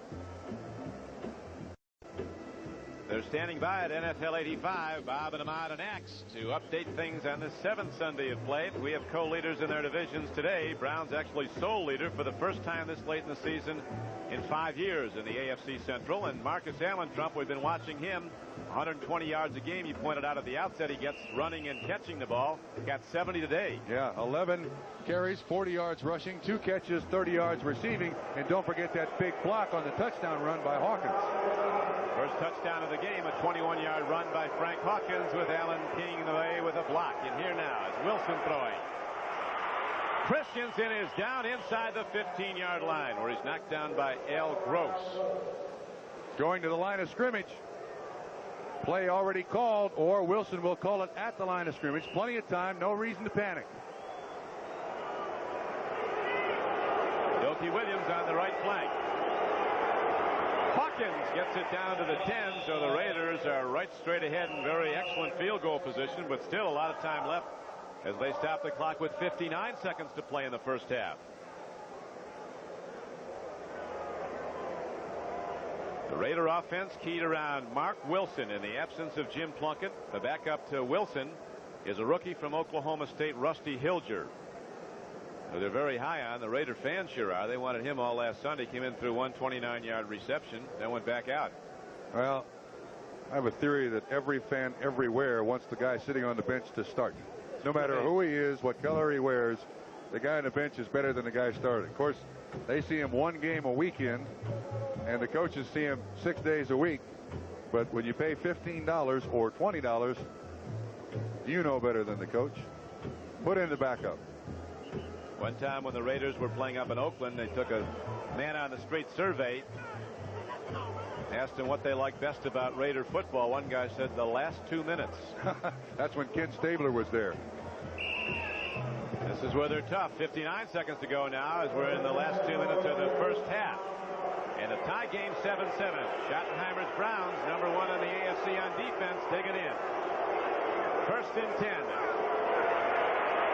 Wilson throws, and Don Rogers had a hand on the ball. They were looking again at Todd Christensen. Second down. Once again, great contact. Legal contact by the Cleveland Browns defense. You see a good rush here, too. Games all over the place up front. Rodgers almost picks that off. That would have been a spectacular catch. Second down and 10. They can get a first down, Don. Yeah, they can. They're at the 11. Talked about Stabler leading those comebacks, but over the years, doesn't matter who the quarterback has been, the Raiders have been the best to beat the clock. Wilson right now has completed 8 of 15 for 111. Christensen's caught 4 for 56. Second down. Touchdown. Marcus Allen comes down with the ball, and the Raiders break the tie as Marcus Allen, who among other things was an all-state basketball player, shows that rebound ability going up to take it down. That's his 49th catch. Touchdown scored in 47 games. He ran it out and up. And I'll tell you, Trump, you know, they talk about pass offense starting with pass blocking. That Raider front has taken care of Wilson. They know he's hurt. They gave him time. That's his third catch of the day now, 41 yards, and that touchdown, 11 yards on that catch. Kid can do everything. Probably can kick extra points, too. The more he gets it, the more he likes it. He'll carry it every play if they want him to. Great durability. Now with 48 seconds left to play in the first half, the Raiders break the tie on the touchdown throw. Mark Wilson to Marcus Allen. It's a 14-7 game Los Angeles. Thing you got to like about Marcus Allen, too, he's there every down. Watch Allen come out of the backfield. You see him on the right. He runs out to the flat and then turns up. Wilson sees the coverage. Marcus just goes into the end zone, up over Minifield, makes the catch. You see Marcus Allen in the background there. All Christensen's trying to do is draw coverage. Boy, that's a spectacular catch. There's no way Minifield can stop that without interfering with him, and then it's first and goal. Really a good-looking play, and we have to harken back to those injuries that Wilson's playing with. He's long on courage. As we said at the outset, they said the Raiders, his ankle's less than 100%, his shoulder's way less than 100%, but he's 110% on guts, and he'll be in there for us. He's now 9 of 16, Mark Wilson, including that throw to Marcus Allen for the touchdown for 122 yards passing offense. Marcus Allen with his 5th touchdown of the year. He scored 18 last season. I wonder if it's that number. What's that? I wonder if it's that number. If I were a running back in the NFL, I'd want that number. Yeah, you got to be awful good to wear, don't you? He's good. He's upheld the 32 over the years, the Jim Brown number, O.J. Simpson, and here's the kick to Glenn Young of the Cleveland Browns. He's a slasher, and he almost broke it. Woo, he got to the 24. Big play by Travis Tucker on a block for the Cleveland Browns. Jeff Barnes came down to make the tackle for Los Angeles. This is a zone coverage by the Cleveland Browns. You can see Eddie Johnson, 51, dropping back there, just reading the eyes of the quarterback. This is all Wilson and Allen. He gets into the end zone, comes down with the football. Minifield had no chance. There should have been underneath coverage there to help out. There wasn't. Big catch. Trump, you were talking about Wilson's record as a starting quarterback, 16-9. A lot of people forget he quarterbacked a team at BYU that was 11-0. He's a winning player. That was a great throw and catch. For some strange reason, that has not been enough. Now the Browns in their 2-minute offense with only 44 seconds on the clock go right to the shotgun on first down. Viner runs, and a hit is made, and it was a beauty by Rod Martin, a Pro Bowl linebacker. Don, we set this football game up as the Cleveland Browns, the second best rushing offense in the NFL. In the first half, they've not run the ball with real consistency, and their entire offense seems to stem off that. The play action passes. Browns have got to run the ball well. This is what happened to them last week. They didn't run the ball well in the first half. Houston led that half. Browns fans booing as Cleveland going to go to the locker room without running any more plays. Flores and the Raiders have to be happy. They don't like to come to chilly weather. And even though they won here every time they play, they don't particularly like this stadium. Not with 80,000 people rooting against them and a very good Cleveland team. But the Raiders have stood tall in the first half, playing sound football, coming up with some big drives when they had to, including the opening one and then the last one of the half, when Mark Wilson brought them into the end zone with that touchdown throw to Marcus Allen. So the Raiders, a team that is said by their management to be struggling, is a team that right now has a very impressive first half to its credit, Trump. Don, the thing I liked, and if you characterize the Los Angeles Raiders, they are a team of great team speed. And I think in the opening drive when Hawkins runs the ball in the end zone, they showed it. And the speed with Allen, and when he got into the end zone on that last reception, once again you showed the team speed. They're just outstanding. They have so many weapons. Don Shula calls the Raiders the fastest team in football. They believers that speed kills, although they've not gone deep very much today. In fact, twice when they tried to, their great flanker, Doki Williams, their deep threat of the moment, their deep burner, was called for fouls. Well, that bump and run defense that Cleveland runs is going to allow Marcus Allen, Todd Christensen to be open underneath. And Mark Wilson is smart enough, and so is Tom Flores, calling the plays on the sideline, just to get it to those guys, turn them loose, let them pick up yardage upfield. Always the commitment to excellence sign at the Los Angeles Coliseum. As the Raider fans know, there must be 5,000 of them. Second to Washington in the NFL, but not today. Look what the Raiders have done to the Brown running game, held it to 39 yards. And that's the secret to the Browns offense. Run that ball, then play action off of it. Here's Chris Barr kicking off a spinning kick taken by Glenn Young. He'll go to the 22, 24-yard line, still working on it. Maybe got to the 25. Kosar's passing numbers also, Trump, weren't very happy for the Cleveland fans. 2 of 6, just 43 yards as a comparison. Mark Wilson, even though injured, 9 of 16, 123 yards and a touchdown. But the Browns are still in the ballgame, down just 7 points. But they've got to be able to run the football. This is a very similar half to the half that they had last week against Houston, Don. Would you agree? Yep, and I recall very vividly the first pass that Kosar threw in the second half was a 68-yard touchdown to Clarence Weathers. Weathers right now is troubled by a leg injury. He's not in the game. Glenn Young is on the left flank, and Brian Brennan's on the right to the lower portion of your screen. First down and 10 for Cleveland. Kosar looking long, just like a week ago, but comes up short. Second down and 10 for the Browns. He's looking at Glenn Young, a third-year player from Mississippi State, primarily a kick returner. Reggie McKenzie on the coverage there. Ernie now 2 of 7. You need better stats out of your quarterback than that, regardless of the problems your offense is having in the first half. Young was open, should have got the ball to him there. Haven't called Lyle Alzado's number a lot. Played for the Browns. Couldn't run for much here, except for the exits. The fans really got on the last time he came in. Here's a handoff straight ahead, and across to the 30-yard line goes Kevin Mack of the Browns, and Matt Millens knocked him down for the Raiders on the play with 14:33 to play. Third quarter. He came into the game averaging 5.1 yards per carry. Has not been close to that today. Alzado really is a pretty amazing athlete, though. 15th year.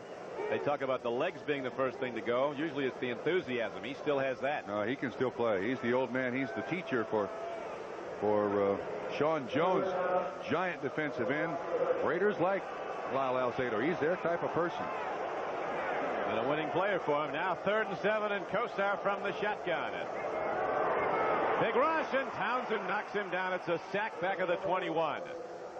Greg Townsend, a third-year player with tremendous takeoff speed, very quick, one of the fastest Raiders, certainly the fastest defensive lineman. He just ran by the blocker. This is the first sack the Cleveland Browns have allowed today. They protected Kosar and Danielson very well, but that's more because it's a very short passing game. You can't run it. You can't run that high percentage passing game. That's what's happened to Cleveland. Here's Gossett, whose punting has been a very negative stat for the Browns. This time he hits a good one downfield, and Fulton Walker fair catches it as 34. So Gossett, the young punter who had his problems connecting in the first half, hits a 44-yarder, and as you see, no return. So the Raiders go on offense for the first time in the third quarter. They'll have the ball at their 34-yard line, leading the game 14-7. Raiders, those 7 points scored right at the end of the first half. You have no idea what that does to a team when you score the points and the way it makes the defense feel when you score points against them going into the half. Now you shut Cleveland down to start the second half. You got a chance to put more points on the board.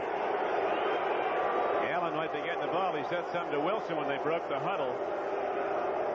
Marcus Allen, the sprint draw. Stock play in the Raider arsenal, and it carries Marcus Allen out across the 40-yard line to the 42. Allen waits a step and then takes off on the quick draw. Don Rogers on the tackle, and of course when you hear the name of the safeties making awful lots of tackles, you know that the defensive line is not doing their job. Browns defensive coordinator Tom Bettis says we don't blitz a lot because we've got such good people. We don't have to. We play a straight-up defense. Raiders playing one of their best games this season, maybe the best since the Jets game in the opener. Here's a handoff, and Marcus Allen in open field inside the 45-yard line.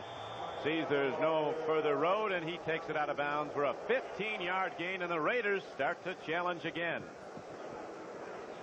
Watch Don Rogers. He's the safety. They catch the defense in a shift. Power of the formation went one side. Hawkins with a great block. Number 27, Allen out there. Boy, he floats, doesn't he? 15-yard run. Remember, the Cleveland Browns have not allowed a running back to rush for 100 yards in 24 straight games. This being the 25th. He's now got 63 yards. And over 40 yards catching the ball. He's over 100 for the day. Won't get anything here, though. Defensive end Reggie Camp comes up to get Marcus Allen in the Raider backfield. So the knockdown will be made outside the Cleveland 45-yard line. They'll spot it right at the 45. Didn't look like Reggie was touched by anybody. It's a pull. Camp just comes in from behind the pull there to make the tackle.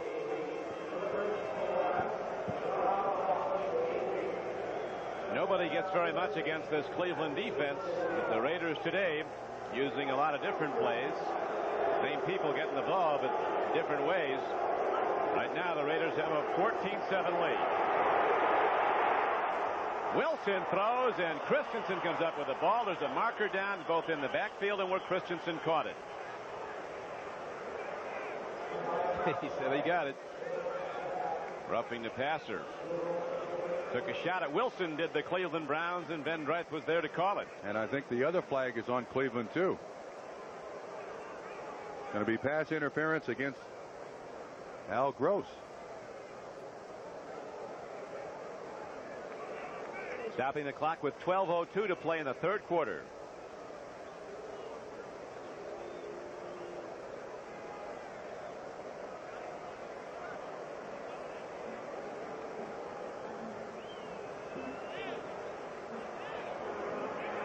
Both against Cleveland.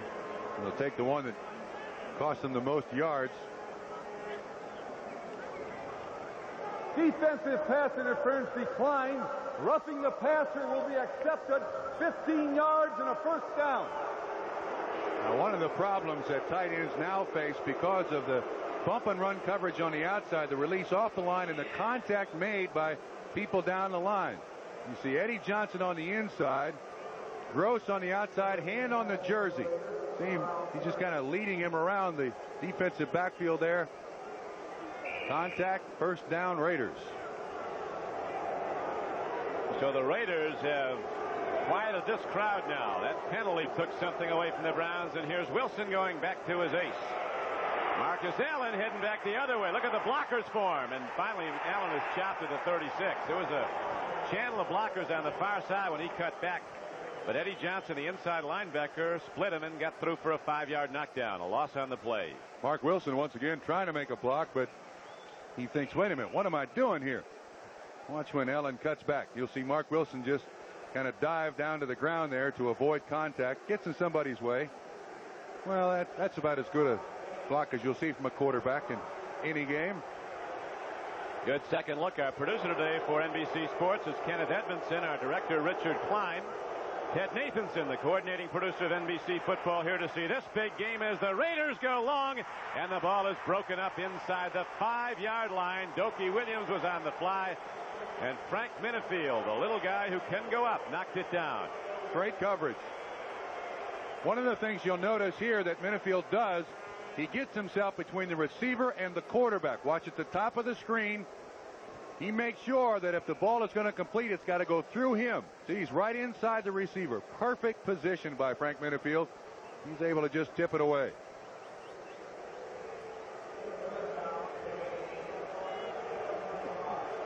Raiders only 2 for 7 on third down conversions in the first half. Let's see what they do now as they have third and long. Third and 15. Raiders lead the game 14-7.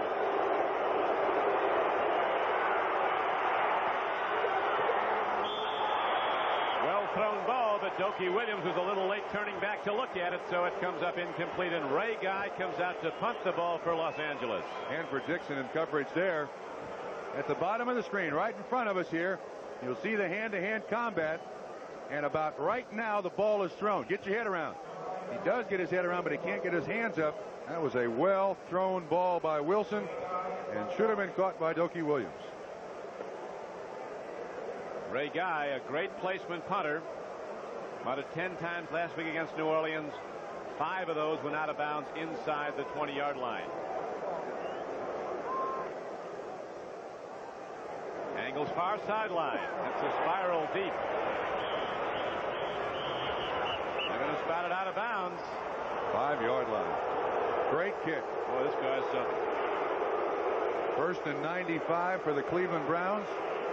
What a weapon. 13th year, Ray Guy doing it better than ever. Cleveland Stadium is the site of the action. Don Criqui with Bob Trumpy. Browns have the ball, but they have it in a problem area at their 5-yard line, trailing the Raiders 14-7 in the third quarter. Kosar swings it out. That was the play to Mack earlier that was called back, you'll remember, in the first half. Mack is out to the 20, so he gets out of jail. 15-yard gain for the Browns. Great call. But in big games like this, look where they've started and what's happened for the Cleveland Browns. Field position has been absolutely terrible for Cleveland throughout this football game. That first one, of course, after the opening touchdown drive. First time the Browns got their hands on the ball. That's their last 5 possessions. They got to run the ball, and they got to run it with consistency. John Jefferson at the top of your screen has yet to catch a ball as a Cleveland Brown. They're going to look at him before long. This time they go to Kevin Mack on the run. And the Raiders come hitting again, make the knockdown at the 24-yard line. That's vintage Raiders. Not late, but almost late. Just on time. Piling on. That's what builds the reputation of the Los Angeles Raiders. This is a good pickup by the Cleveland Browns, about 4 yards. McKenzie holds him up. 1, 2, 3, 4, 5.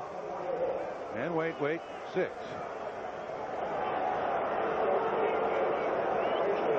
That brings up second down and 6 now for the Browns. They're looking long. Kosar fires far flank. Makes the connection with Ozzie Newsome. It looks like a first down. It is out to the 33-yard line. Trump, we've talked about the Browns having to run to get in this game. I think they got to throw. I think the Raiders are going to stuff their run all day because they've done it so far. 9 yards on the catch. But, Don, the thing that sets up the Cleveland Brown offense, you've got to hold those linebackers at the line of scrimmage to free people like Ozzie Newsome. You do have to establish control of the line of scrimmage. And that you can only do by running the football. And that's what Marty Schottenheimer wants his offense to accomplish. And you've got to get the ball in the hands of your all-pro players, and Ozzie Newsome is one of them. Consensus all-pro tight end. Caught 2 today for 20 yards. Kosar takes a look. Here's a big rush. He fires. Oh, there's a penalty marker and a well-called one. Harry Holt, number 81, a former all-pro player in Canada, was held by Mike Davis before the ball came in. He did a great job, too, Holt did. When he turned around to look back at Kosar, he realized where Davis was behind him, and he held his position. He didn't move. And, of course, in lunging out to the football, Davis had to go through the receiver to get it. Defense, 36 pass interference. First down. So the penalty assessment is 12 yards against the Raiders. Now watch at the top of the screen. Watch him hold his position. You see the contact there, Davis? He holds his position. See there? Great job by Holt.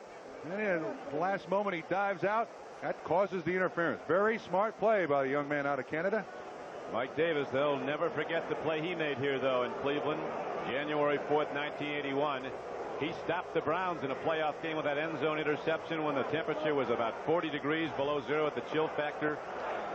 And the rest, as they say, is history. The Raiders went on to rout Philadelphia in Super Bowl 15.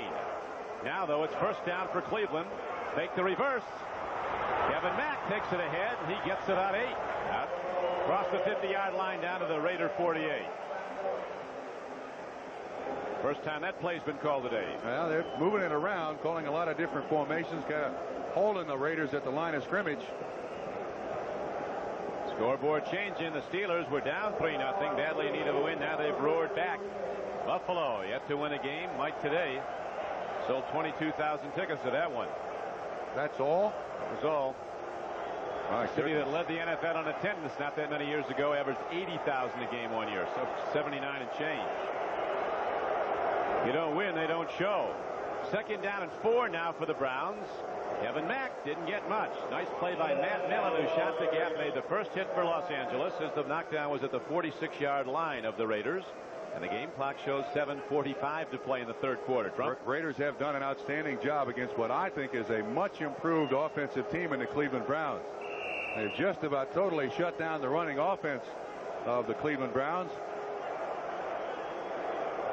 Marty Schottenheimer putting the ball in the hands of a young starting pitcher, Bernie Kosar. Ozzie Newsome said when Kosar came in the game for the first time in regular season, he came into the huddle with a big smile on his face. He said right away it was his huddle. You knew the guy was going to do something for you. Brought the Browns from behind last week. He'll have to do it again today if he can. The long ball. Ozzie Newsome's out there. Very nearly interference. Newsome's looking for a call and doesn't get one. This is the part of the game that has changed so much in 1985. If that defensive back can look back at the quarterback, there's an awful lot of contact that's allowed. Inside release. Watch Davis. See his left arm go up there? Yep. But his head is back. Perfect coverage. So the officials say, hey, they're both going for the football. That rule, in my estimation, has been hard to enforce by the officials. But Davis certainly was looking back at it, so they couldn't fault him. And now Gossett's on the field to punt the ball for Cleveland, and Fulton Walker's back at his 10-yard line for Los Angeles. Angle punt near side. Could be trouble for the Raiders. It is. Ball's not. 9-yard line is down, and that's where the LA Raiders go on offense, first and 10. Still 14-7 Raiders when we come back. While we were away, there was a penalty marker on that punt by Gossett that was down to the 9-yard line. Legal man downfield for the Browns, so they had a repunt. Next one was a 39-yarder with no return that carried down to the 16, 17-yard line of the Raiders. That's where Mark Wilson will go with his offense, first and 10, after he consults with head coach Tom Flores. Flores now in his 7th year as the Raider coach. Not in big games like this, field position so vitally important to winning. This is the first time that the Los Angeles Raiders have had the ball back inside their 20 that I can remember today. It's a doubleheader day on NBC Sports. The Jets are rolling in the AFC East, play at New England today. Seattle and Denver, two of the other co-leaders in the AFC West, along with the Raiders, match their 4-2 records at Mile High Stadium. We have 6:52 to play in the third quarter here at Cleveland. The Raiders lead the game 14-7 and have the ball first and 10. Wilson gets the Johnson & Johnson Award this week. There's the dogs. That's the dog pound. They're all barking down there. Wilson, with all his injuries, playing the way he's playing. The dog house. The dog house. The Raiders have been no dogs here today. They've played very sound football on both sides of the line of scrimmage. And right now, the Raiders, with the crowd noise starting up, set it up first and 10. Allen. He got 5. Free safety Don Rogers tackled him. Jim Plunkett, the longtime Raider, in his 15th year, but he'll not play again this season, going out with the shoulder injury. Plunkett, a lot of people forget. A lot of people didn't know this guy was a great linebacker in high school. He's an all-state linebacker in California. He's got the size. All-state wrestler. But now he can only look on as another less injured quarterback, Mark Wilson, directs the Raiders, and quite well. A long ball. Dokie Williams, he's there. And Williams is down to the 40-yard line of the Cleveland Browns. Al Gross saved a touchdown, but bad shoulder and all. Mark Wilson drills a tight spiral for a 38-yard gain. That was a tremendous throw in between two receivers. It looked like a double rotation zone. Corner up, safety over. Watch him put it right in between the two. Boy, that's a great catch and an excellent pattern run by Dokie Williams. Al Gross on the coverage. The Raiders have just gotten their offense together today. This is an outstanding defense by the Cleveland Browns. The Raiders have not paid a lot of respect to it. I want to get you to explain a double rotation. Those of us didn't go to MIT. I will tell you. Pitch back. Marcus Allen lost the ball. Browns have it, I think. They do. Cousineau. Boy, is that a big play for Cleveland. First turnover of the ball game. The double rotation zone means nothing now.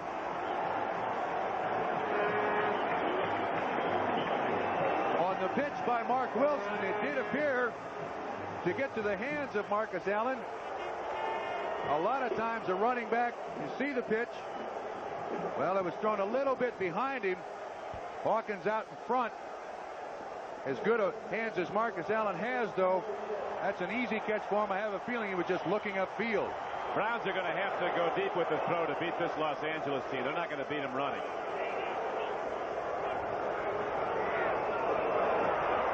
Biner takes the ball ahead for 3 yards to the 50. But as you pointed out, Trump, you've got to keep those linebackers in position. If they can drop back in pass coverage and they know you're going to throw, you're trying to complete against 8. Yeah, the thing that the Cleveland Browns must remember, they're still squarely in this ball game, down by just a touchdown. And you can still keep the ball on the ground and influence that Raider defense, and influence it a lot, and that opens up the pass game. There's no reason to go out of the offensive game plan for the Browns yet. Very big turn of events. The fumbled pitch back by Marcus Allen, and the Raider drive is stopped, and now the Cleveland Browns, trailing by 7, have the ball in the third quarter. 4:34 to play and the clock running. Kosar takes a look, gets some time, guns it up the middle, and he's incomplete. Here's Marcus down all over. Lester Hayes will have the flag thrown on him. Lester, I take no prisoner, Hayes. He's holding Brian Brennan's uniform. How many holding or pass interference penalties have we had against the Raiders today? More than they like. 5 yards, and that's a first down. So 2 big plays now. The fumble recovery, and here's the defensive foul against Lester Hayes, and the Browns, when what was an incomplete pass, instead get a first down at the Raider 45. That defensive pass interference or illegal use of the hands by the Raiders has been the Browns' biggest play of the day. Right. It's happened several times. Kosar has been a great deep thrower his whole career. Right now, he has a 1st and 10 at the 45-yard line of Los Angeles. Raiders lead the game 14-7 third quarter. Pitch back. Biner, open field. And Ernest Biner from East Carolina takes the ball down to the 31-yard line of the Raiders for a Cleveland Brown first down. As it starts to rain here in Cleveland, hard. No matter how they run the ball, Don, they've got to run the ball. Defenses are taught, once the quarterback goes by the deepest running back, look at that rain coming down in sheets. Linebackers are taught that once the quarterback goes past the deepest running back, you drop in coverage. But in that particular instance, Bernie dropped back, just a little shovel pass forward. If Biner drops it, it's just an incomplete pass. Good call. Now they go again. First down and 10 for Cleveland. 32-yard line of Los Angeles. Browns down by 7.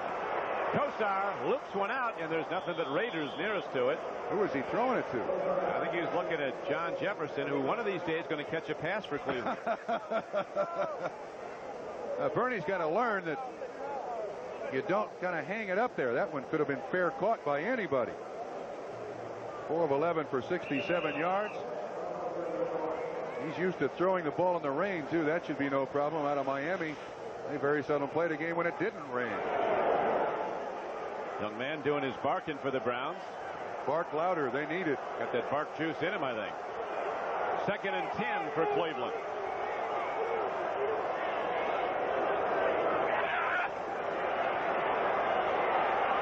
Newsom, great play down to the 23-yard line. The Wizard of Oz, they call him, catches his 3rd pass. On 2nd and 10, he gains 9 yards. He's caught 3 now for 29 yards from. First half, the Los Angeles Raiders were able to put lots of pressure on Kosar. Second half, he's had plenty of time to throw. This one zinged out there to Newsom. Newsom off his feet makes the catch. Not enough for a first down, but a very, very big catch. And he can make some big catches for you. Tremendous hands. He's just a great player, great leader on and off the field. Right now, 3rd and 1. Biner breaks the crust. He's down to the 20, and he has a first down for Cleveland. As now on the shores of Lake Erie, the weather's turned ugly. The temperature dropping. A hard rain has begun to fall, making an already wet field even more difficult to move on. The Browns like it like this. Now the adrenaline pumping in the Cleveland Browns, too. They're really going at it. This has been a very impressive drive after that turnover. The only turnover of the ball game, and the Browns are going to make good on it. Big boys from California, Trump, aren't used to this kind of weather. Now's a Raider down on the play. Brad Van Pelt, an outside linebacker, shaken up. So there's a pause in the action with 3:51 to play in the 3rd quarter. We'll be back. Temperatures dropping, but the action's heating up here in Cleveland. 3:42 to play in the 3rd quarter. The Browns down by 7 with a 1st and 10 at the Raider 20. Driving rain now. Browns go right at the Los Angeles defense for about 3. Inside of the 17-yard line, Biner, the 220-pound fullback, took the ball. 6th play in this drive after the fumble recovery by Tom Cousineau. Philadelphia getting back in the game at Veterans Stadium against the Cowboys. 3 Paul McFadden field goals. Houston has now extended its lead to a big margin over Cincinnati. And the Browns find themselves down by 7 to Los Angeles.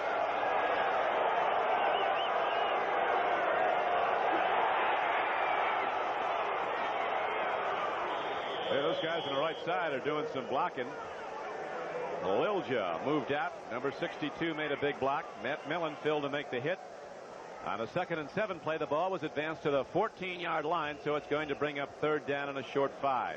Still staying with their game plan, which I admire for the Cleveland Browns. See Biner's numbers for the day.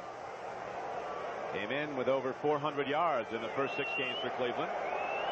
His running mate Kevin Mack had an average of over 5 yards a carry and 447 yards for the Browns running the ball through 6 games. Raiders primarily, though, with a stunning defensive shutdown, a lot of running plays. Here's a ball into the end zone. Brennan is there, and he can't get to it. There's no call.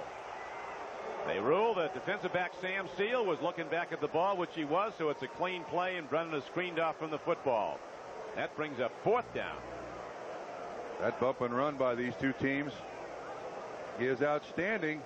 You see the contact, but both are looking for the football. Therefore, no flag. Bernie likes to throw it deep. There's no question about that. Matt Barr, the brother of Raider kicker Chris Barr, is on the field now. He's made only 3 of 4 this year. Hasn't tried many. This is a 31-yarder. If successful in the rain, it'll bring it to a 14-10 count. Raiders. Looks like he's got it. He does. So with 2 minutes and 1 second to play in the 3rd quarter, the Browns capitalize, move down the field, and they now have come back to within 4, and we'll be back with the Cleveland kickoff after this. Chris Barr ready to kick it off for Cleveland. Or Matt Barr's brother. He just hit the 31-yard field goal, did Matt Barr, to bring the Browns back to within 4. Center downfield goes to Sam Seal. He's quick. Starting move gets him to the 30-yard line, and there the Raiders go on offense with a 4-point lead and 1:53 to play in the 3rd quarter. Travis Tucker was on the stop. Dallas still holding to a 5-point lead over the Eagles at Philadelphia now in the 4th quarter. If you believe it, at day's end, the defending world champions, the 49ers, could be 3-4 and 4 full games behind the Rams in their division. Los Angeles is winning big. It's Kansas City right now. Giants beating Washington soundly 17-0.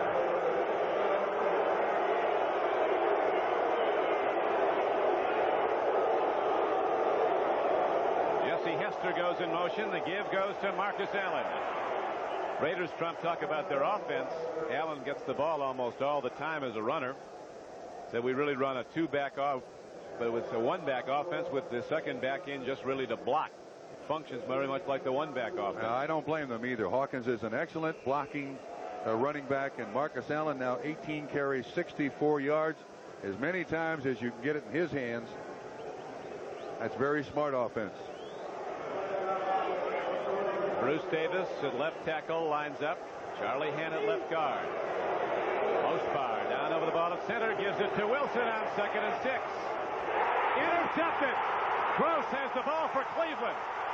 And finally, Mark Wilson himself gets him down, but it's inside the 15-yard line of the Raiders.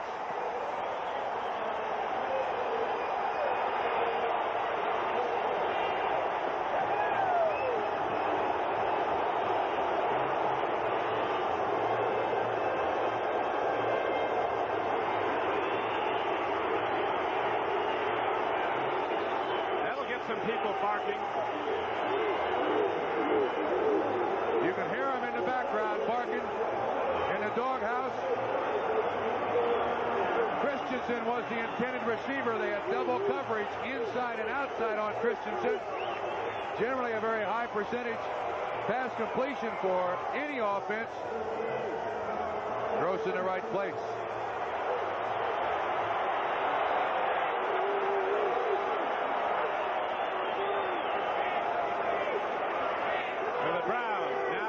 By 4, look to throw, and they sack Kosar back at the 26-yard line. Van Pelt coming from the left outside, a linebacker blitz, and he got Bernie Kosar, the second sack of the day of the Cleveland quarterback. Here's the interception once again. You see the coverage. We've seen this before. Eddie Johnson bumps him. That ball just thrown, and Christensen seemed to stop in his pattern. Gross right there to make the interception. 2 turnovers today, both for the Cleveland Browns. Great defensive play call, too, by the Raiders. And here's the sack, too. It looks like Van Pelt was untouched. First down. They go to a linebacker blitz, and nobody laid a glove on Van Pelt. Kosar loops it out. Kevin Mack can't get to the ball as Kosar was pressured and released it a little bit short with 38 seconds now, the third quarter clock, and it was Howie Long in the backfield again pressuring Kosar. He's gotten his hand up in Bernie's face a couple of times. That time tipped the ball again. There was absolutely nothing on the pass. You see just at the end, that's a dying quail. Most difficult pass to catch, and that thing is diving into the ground. Oh, this is a missed opportunity to this point for the Cleveland Browns. That sack was big because it puts the Cleveland Browns, if they don't convert here, into long field goal position, depending what they do. Raiders digging in. There'll be a fly in at Bernie Kosar setting in the shotgun. Give him some time, and he's going to run it himself with a lot of room to go.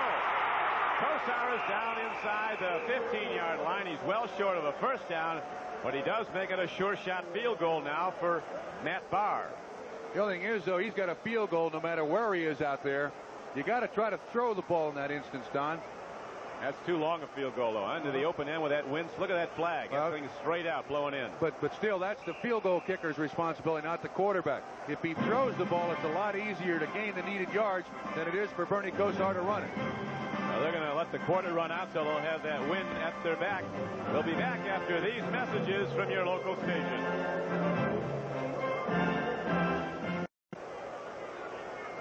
We're ready to start the fourth quarter at Cleveland. The Browns now changing ends. Will have a strong wind at the back of Matt Barr, who sets up for a 31-yard field goal attempt. If he hits it, Cleveland will be to within 1 of Los Angeles.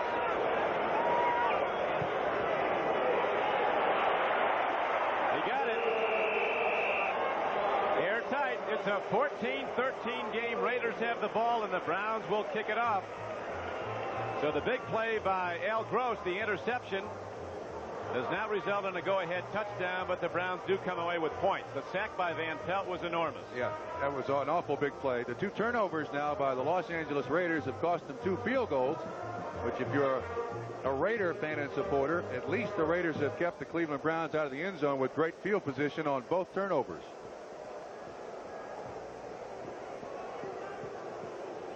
Marty Schottenheimer is just now completing a first year as head coach of the Cleveland Browns.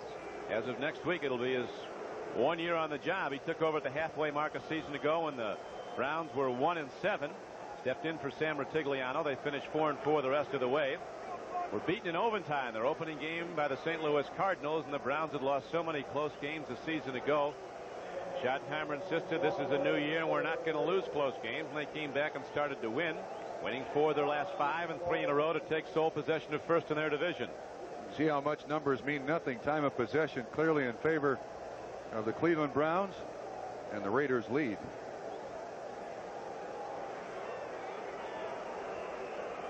Now Matt Barr, who hit consecutive field goals for Cleveland, hits the kickoff downfield and well. Sam Seal will not bring it out.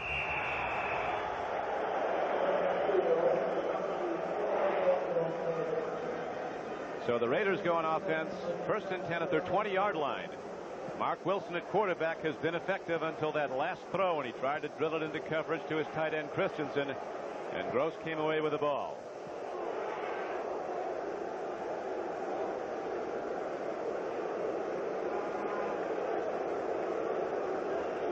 The Raiders will try to control this ball and pound it at him. I think they'll pretty much stay with their game plan. Last 2 times they've had the ball, of course, they've turned it over to the Cleveland Browns, but you can't go away from your game plan.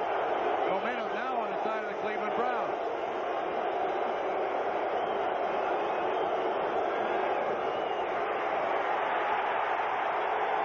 Marcus Allen gets his number called, and the Browns really fire out on defense. Golick, the nose tackle, led the charge along with linebacker Eddie Johnson. Browns defense, them dogs are now fired up, barking loud. They actually bark in the defensive huddle, don't they? Yes, they do. As opposed to saying good job, they bark. I guess 1 is a good job, 2 is a spectacular job. I'm not sure what the conversation is like down there. Sometimes you'd be inclined to think that a grown man barking might not be a well man, but defensive player in the last 2 possessions by the Raiders.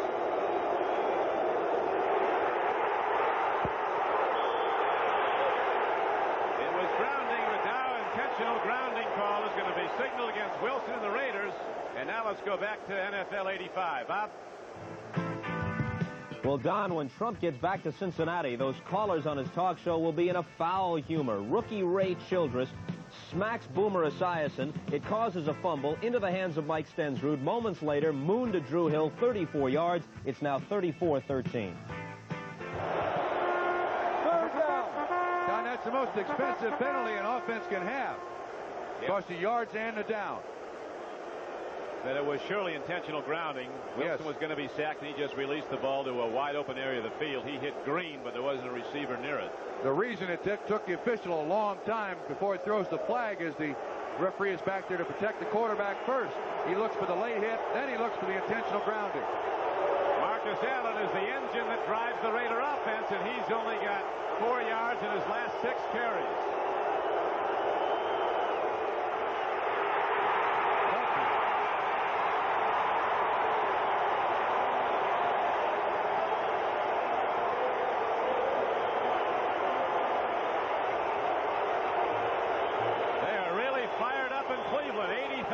Strong. Don, it looked like a busted play. Nobody blocked Reggie Camp. When Mark Wilson handed the ball to Frank Hawkins, Reggie Camp was standing right there. Hawkins had no place to go. No, nobody blocked him his right. A lot of time to go, though. 13:30 to play. We'll have no tie game here. It's a 14-13 score.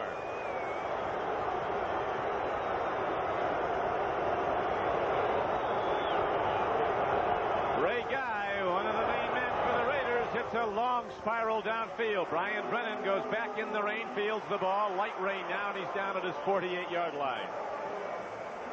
37-yard punt by Ray Guy, and just a 2-yard return as a new Raider Jerry Robinson was down to cover.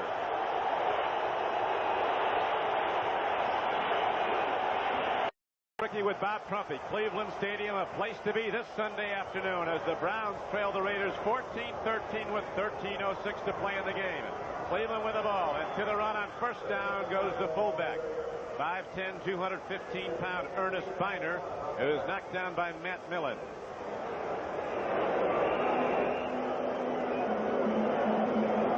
This is the third straight drive now that the Cleveland Browns have started inside the 50-yard line.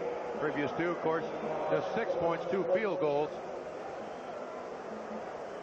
Raiders have done a good job from shutting down the run. Biner and Mack working hard to share 81 yards. Biner has 40 and Mack has 41 in a combined 27 carries. Kevin Mack runs the ball.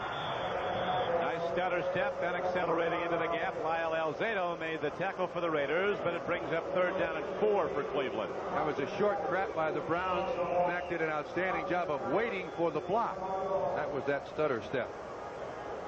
Giants continue to lead over the Redskins. The LA Rams looking to extend their mark to 7-0. Houston's going to get its second win after an opening day upset of Miami. Detroit now their lead cut to just 2 over the 49ers. And Atlanta looking like they might win a first game, and so might Buffalo. The Browns on 3rd and a long 4 really, as Kosar sets up in the shotgun. They give him time. Almost picked off by Sam Seal. He's a former wide receiver, Seal. The Browns can't move it down, so they have to punt the ball back to Los Angeles with 11:38 to play. Intended receiver was Clarence Weathers of the Browns. Don, it appeared he tried to force that one. There was coverage all over Clarence Weathers. 4th straight incompletion by Bernie Kosar. His numbers not very impressive today. Running the ball, the key to winning for Cleveland in the last 16 games, and they've rushed 36 or more times. They've compiled a 14-2 record.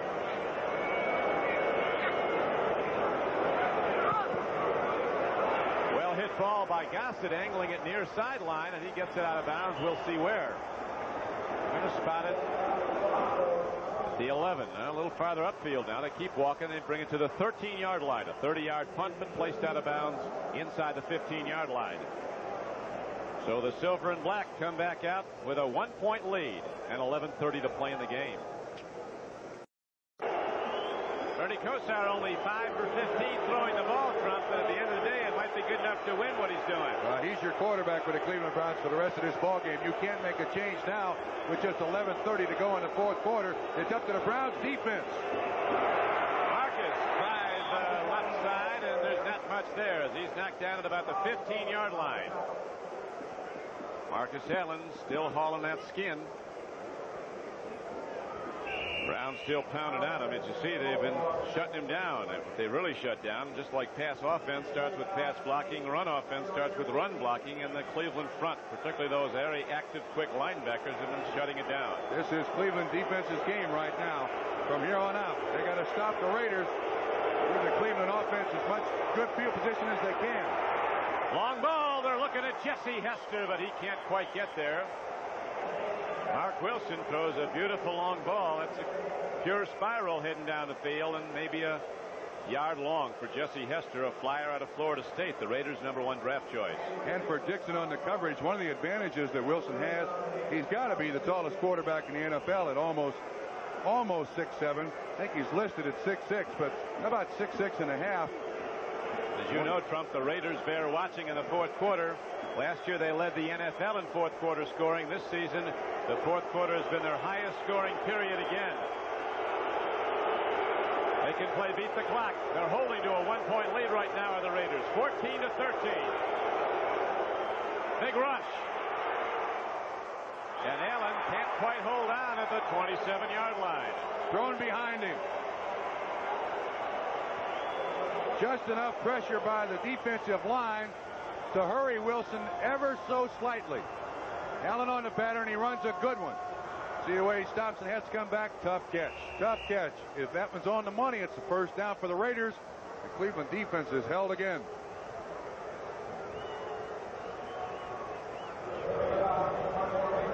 So Ray Guy is back at his goal line. Standing at the 1 will hit the ball about the 5. The return man is short-handed Brian Brennan.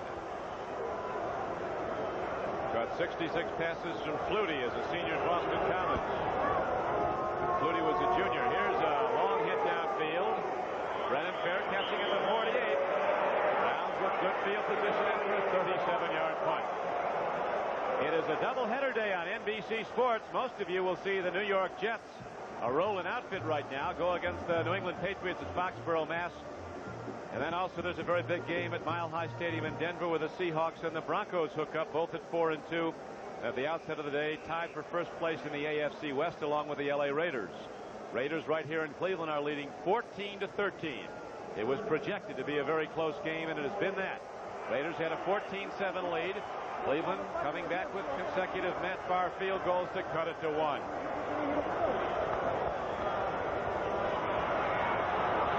Kevin Mack got ahead for gain out to the 50-yard line. Picked up 5. He's got a great ability, Trump, to wait for his blockers. He's not in a hurry. Yeah, that's something you can't teach either. You either have that coming to the game or you never seem to really acquire it. Guarantee you Marcus Allen has it. Last series of downs for the Cleveland Browns, 3 plays and out. That was a pickup of about a yard.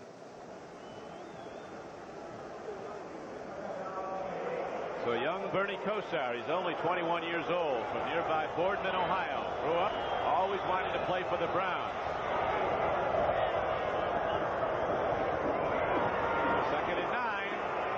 Foul. Definite foul on Mike Davis. His second against him. No question. That's at least the 4th flag on the defensive backs of the Los Angeles Raiders today. Davis knows it too. He has no argument whatsoever. That's a first down. 10:28 to play. We've still got a long way to go. The receiver does an excellent job of just being big in this situation, realizing the defensive back's got to go through him to make the catch. It was Brian Brennan, who can't be too big no matter how tall he stands. Look at that. What a difference. It hurts.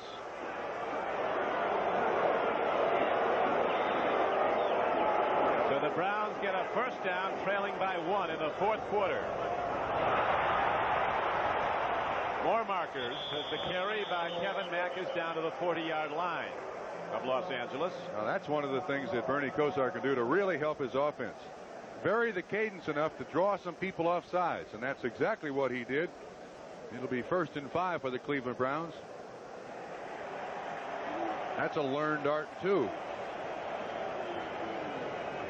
Defense 75, offside. 11th penalty of the day. First down.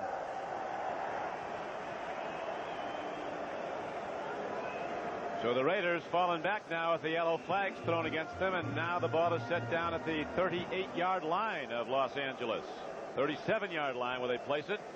And there Cleveland will go first down and 5. So Bernie Kosar afforded the luxury of a play call you rarely get. First and 5.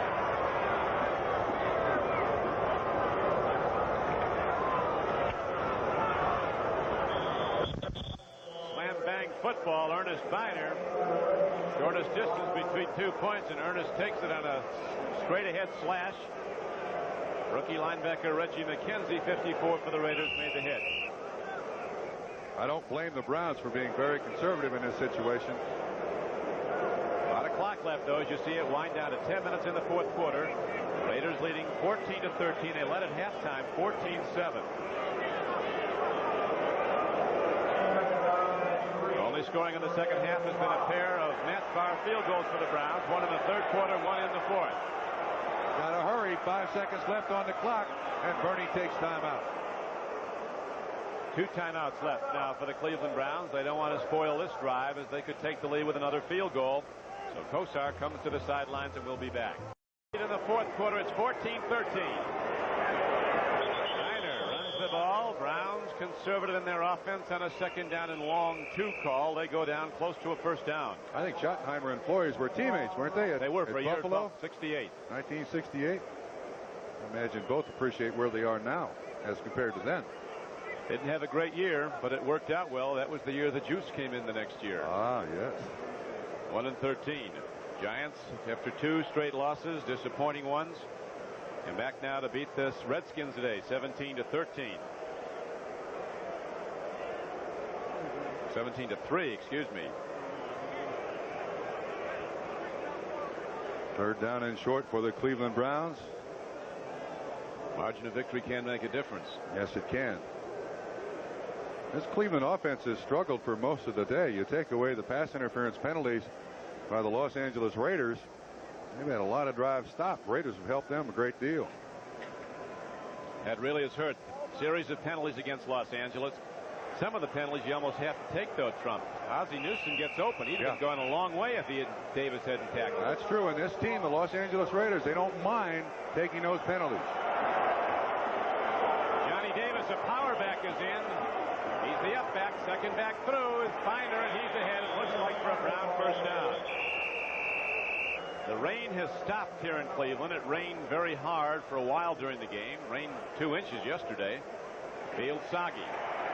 Browns power the ball. It wasn't easy. You'll recall this was a 1st and 5 drive. The series of downs. Took them 3 hard runs to get that 5 yards, and so they're down to the 32-yard line. Marty Schottenheimer, well aware that his place kicker is very accurate short, but Matt Barr's not a long-range bomber. 8:58 to play. Cleveland content to run the clock down as they try to control the ball. Kosar still 5 for 15 throwing. Dumps it off. Great play. Feiner is inside the 20. Feiner's out of bounds at the 13-yard line.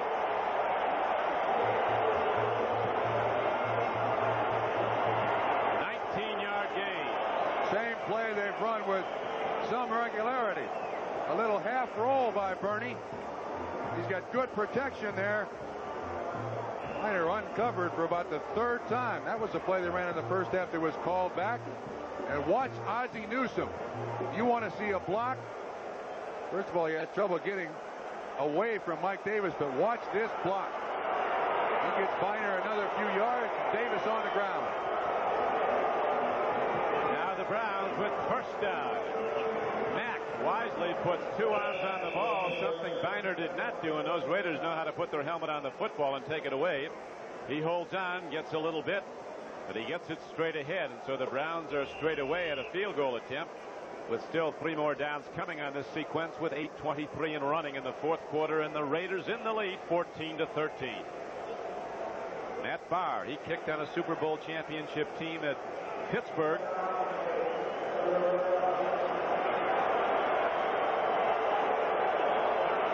John Jefferson in. He's on the right flank, moving in motion to the near side. 2nd and 8. Feiner.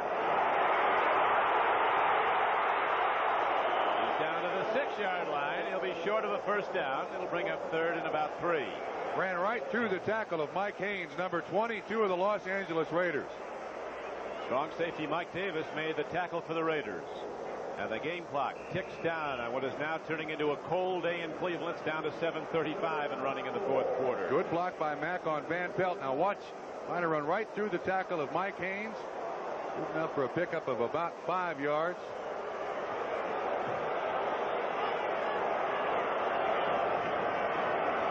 Those are the numbers. Brown soon to go over 100 yards rushing. There's a lot of carries by 2 backs to do it, though. Kosar dumps it off, and they're going in. Kevin Mack, touchdown, and the Browns take the lead.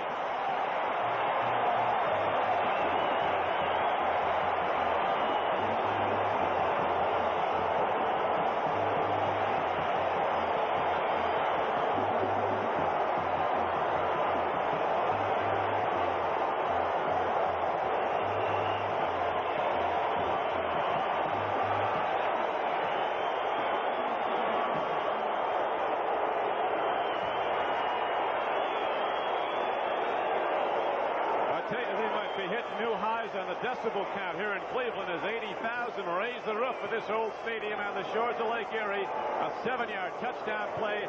Extra point is good.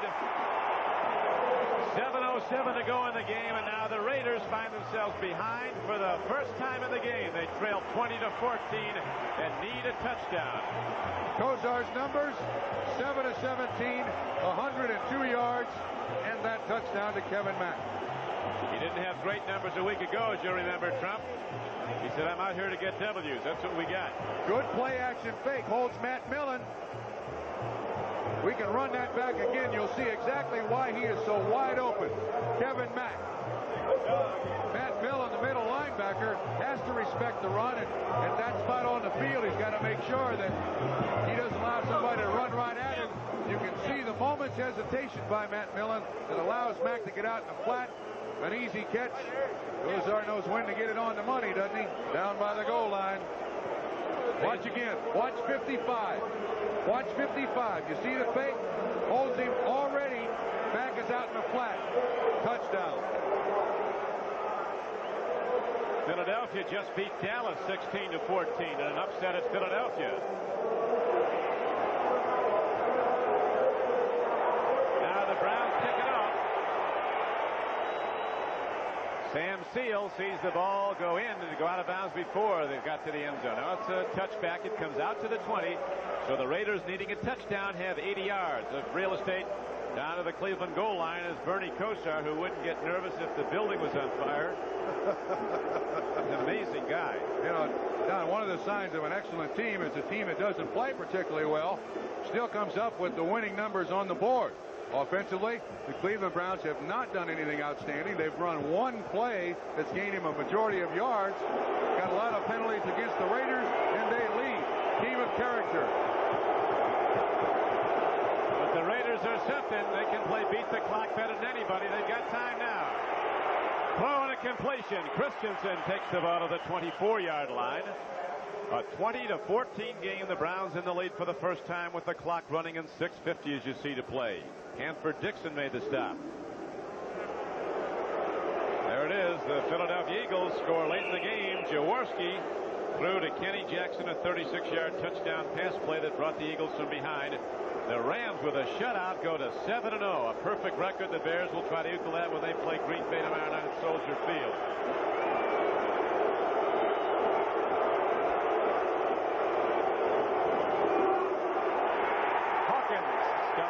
Second and 5 play as Carl Hairston and Tom Cousineau. Look at him bark. You're in Cleveland. If you're joining us late, they have a group called the Dog Backers. The defense is the dog. The defense barks in the defensive huddle, and they bark in the stands. For a while, there wasn't a whole lot of barking. Games change on one play, and that was certainly the case here. The Raiders had a 14-7 lead and were moving the ball well when a pitchback to Marcus Allen was fumbled. That was in the third quarter. Subsequently, the Browns turned it into a Matt Barr field goal to get back to within 14-10. Then another Matt Barr field goal made it 14-13. And then the Browns took it down the field, aided by some penalty calls against Los Angeles. And finally, on a 7-yard swing pass, Kevin Mack took the ball and ran in for the go-ahead touchdown. Big play for the Raiders. It's third down and almost 5.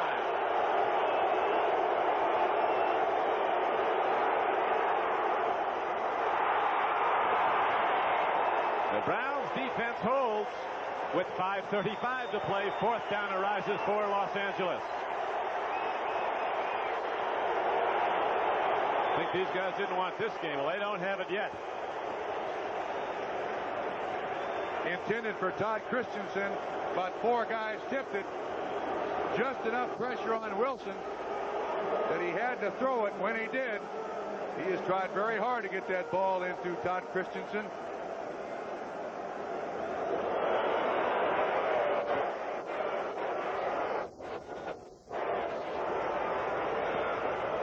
Ray Guy to punt the ball. Long punt. Brennan back at his 29. It's Cleveland's ball. Woo! Caught Mr. Brennan right square in the face mask. That's a friendly bounce. If he gets the ball out of bounds, at least the Raiders can't recover it.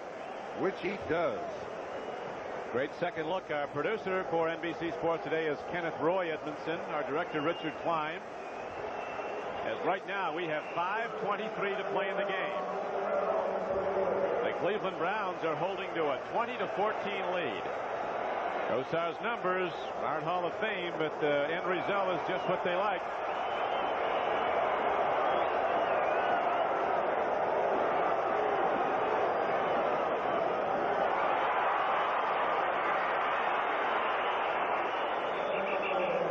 Flags down, Don.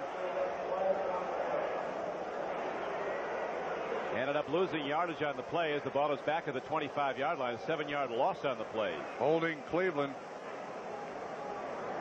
Offense holding 61. Decline of penalty. Second down.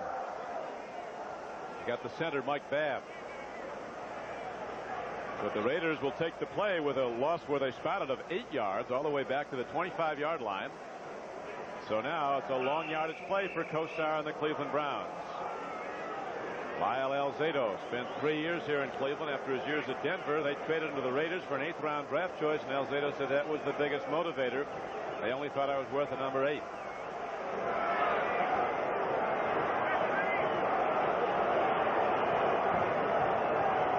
John Jones into pass rush now on 2nd and long, 2nd and 18.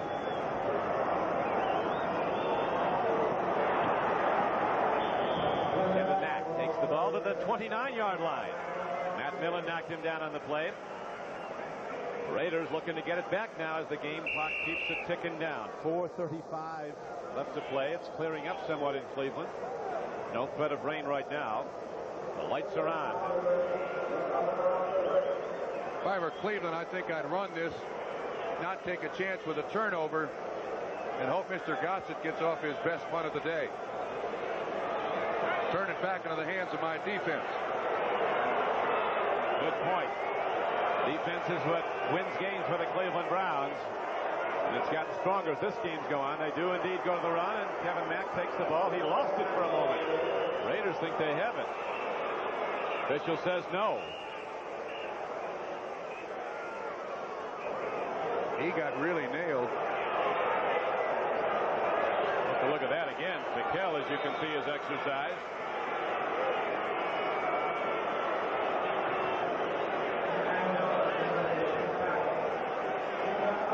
Watch once again. Kevin Mack on the carry. He's the sure-handed ball carrier for the Cleveland Browns. Watch the hit. And you see the ball. Whoa, wait a minute. He was still up. He was still up. The Raiders pull this one out. It won't because they got a lot of breaks. Gossett hits his best punt of the day indeed. Fulton Walker back at his 13. The blockers form to the left side, and he gets some room to run, and Fulton Walker is out to the 25, but what do we see? A flag back at the spot where the ball was punted. 54-yard punt and a 13-yard return. The flag is against Cleveland, though.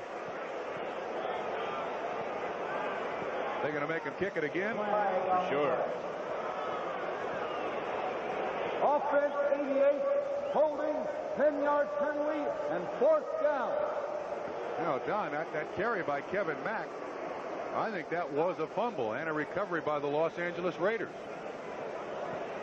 The ground cannot cause a fumble, but in the NFL, they don't count knees down. Look to you on the replay. He definitely lost. Yeah, it looks like the ball was loose. Here Watch again. We can slow it down, Dick Klein, just as he is about to get hit about right now. He's got both hands on the football. Let's see if we can see. That ball is loose. That ball is loose. He had a knee down, too, with a man on him. Well, but they're going to mark it where he goes down completely. That's a tough call. Fulton Walker, the leading punt return man in the American Conference, awaits the second punt try on this. Request now from Jeff Gossett of Cleveland, who had a bad first half, has begun to hit the ball well.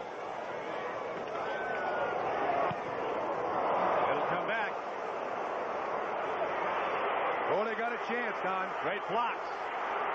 Look at this. Inside the 40 and down to the 35-yard line, and a penalty marker down against, it would seem, Los Angeles on the return. A 38-yard punt, but Fulton Walker brought it back 31 yards but a lot of that's going to come back.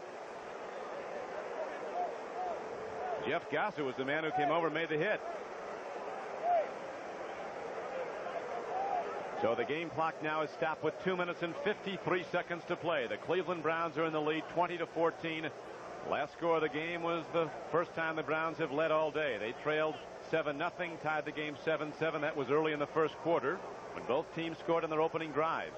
At halftime, with the Raiders scoring on a Wilson to Marcus Allen pass just before halftime, Los Angeles had a 14-7 lead at intermission. Then the scoring in the second half was field goal by Matt Barr for Cleveland, another one in the fourth quarter. Make it 14-13, and the Browns have outscored the Los Angeles Raiders 13-0 in these two quarters.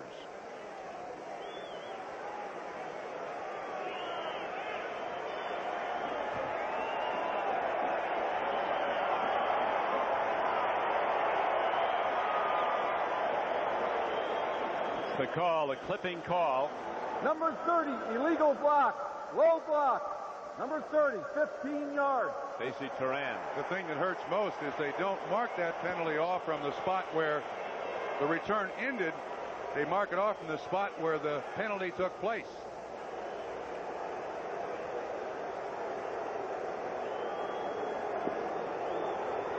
Starting to rain again, Don. Yeah, it is. Who's that guy talking about it clearing up? I don't remember. That was me. Here's a 1st and 10 play. A throw by Wilson, a catch down to the 40, and another penalty marker down. I think this time they're going to call Hanford Dixon on the far side against Dokie Williams. Hanford Dixon's over there talking to the Raider bench in his wisdom. Defensive holding number 29. Decline the penalty. First down.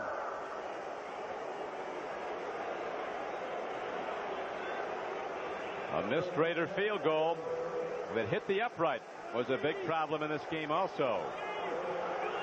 Here's what happened earlier when Chris Barr kicked one. It looked to be on the way in good, but it hit the upright bounce back, and the Raiders were denied points. Now they go 1st and 10.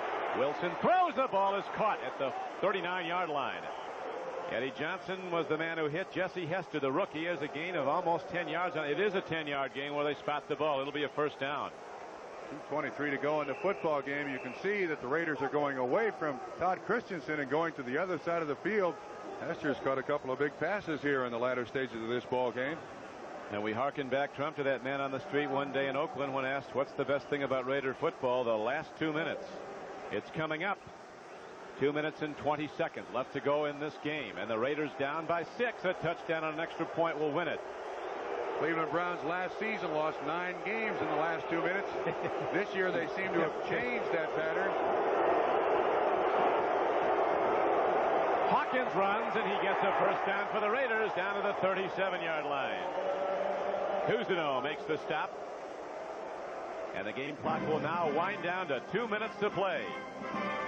So it's going to be fun down the stretch run of the game. The Raiders driving and trailing by 6. We'll be back. The brothers Barr from Penn State, where their father was the soccer coach, on either side of the field. Matt Barr's 2 second-half field goals are really the margin of difference at this point in the game as the Cleveland Browns lead the Raiders 20-14. Chris Barr's miss earlier, if he'd have made that, would of course have the Raiders to within 3 now. If they had to, they could kick a field goal and possibly send this game to overtime. But as it stands, they need a touchdown, which if they get with the extra point could give them a 1-point win. An airtight game was projected. It was rated just about even coming in. It's a doubleheader day on NBC Sports. The Jets and the Patriots will be coming up on most of these stations. Another big game at Denver's Mile High where the Seattle Seahawks go against the Broncos. I'd be looking for Marcus Allen here. He's their big money player. We talked earlier, Trump, the Cleveland defense, not a fancy one because they've got good people. They're in position. They won't gamble a lot.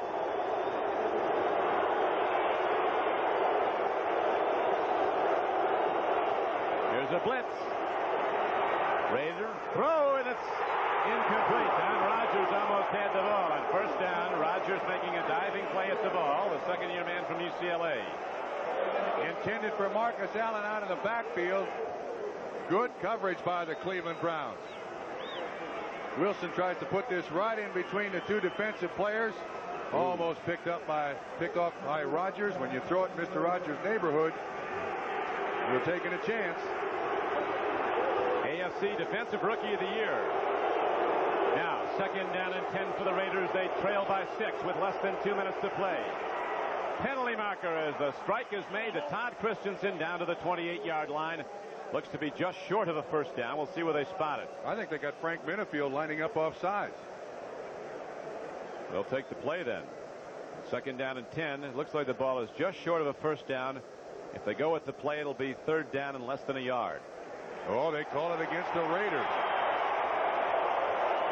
Minifield looked like he was lined up off sides, trying to really get up there in the receiver's face. Illegal motion number 85. 5 yards and 2nd down. Doki Williams. And that's where Frank Minifield was. Minifield was so tight on him. Doki got a little antsy there. I'll tell you, we got a full house, almost 80,000 here, and nary a party is left yet. We're going down to the final gun, it looks like. 1:47 to play. Raiders down by 6. 2nd and 15. Wilson arcs the ball to Marcus Allen. It's incomplete at the 24-yard line. Now while they realign, let's go to Ahmad Rashad at NFL 85. Ahmad? All right, Don. 19 seconds left to go in Minnesota. Tommy Kramer looking back, trying to find a receiver, finds Leo Lewis, a 26-yard touchdown. Vikings lead 21-14. I taught Leo well, Don. You sure did. You taught him real well, and that's the old trapper Bud Grant's got those guys back on track, doesn't he? Up in You got Minnesota? that right. Once again, watch this play. Great coverage by Banks. He's not looking back, but there doesn't appear to be any contact on Marcus Allen before the ball gets there. Banks, one of the few players who could cover a running back out of the backfield. Right now, they only cheers the Raiders here from their sideline.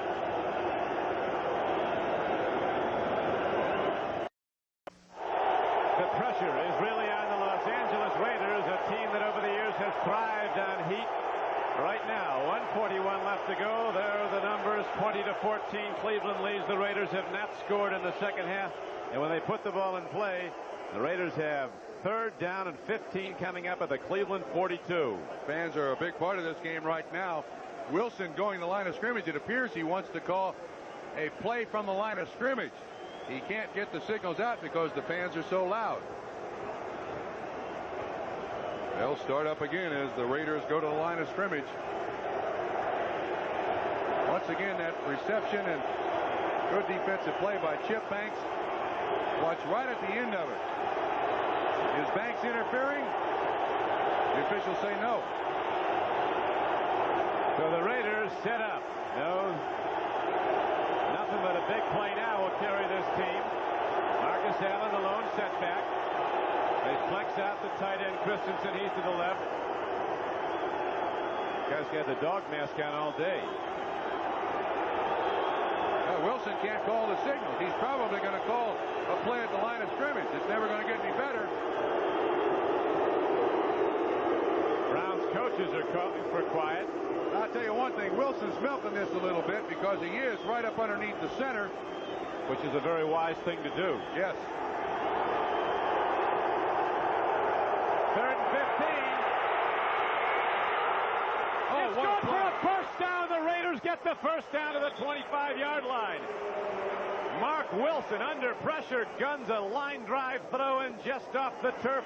Doki Williams goes to both knees to take it in. A 17-yard gain, and the Raider drive is alive.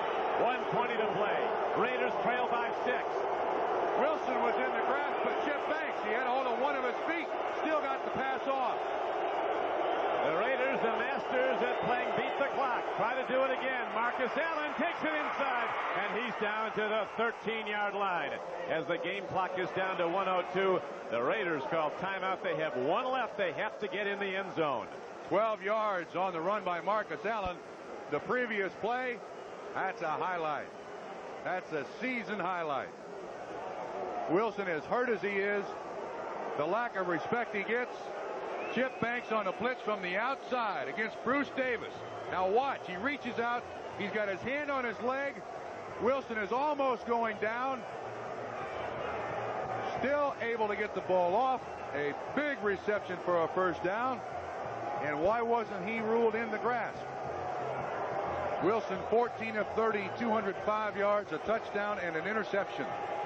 I think that was a live play. I think you have to have a little better grasp than that. Well, if you're a Cleveland Brown fan, he was in the grasp. Okay. So the Raiders, tell you, you know you have them beat when the gun goes off and you look up at the scoreboard and they're ahead of them. That's it. Not until then. That's it. So the Raiders now have the ball. 13-yard line of Cleveland. As you see, the clock shows 62 kicks left. 8th play of this drive for the Los Angeles Raiders. It's 20-14. Cleveland in the lead. Raiders need a touchdown. First down.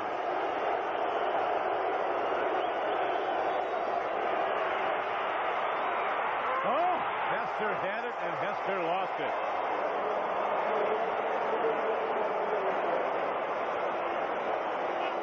He was inside Hanford Dixon. No protection in there whatsoever. Top of the screen, you see him beat him right at the line of scrimmage. Should have been caught. Should have been caught. It was a touchdown all the way, but Hester could not hold on, and so the down goes to 2. The line of scrimmage just inside the Cleveland 14.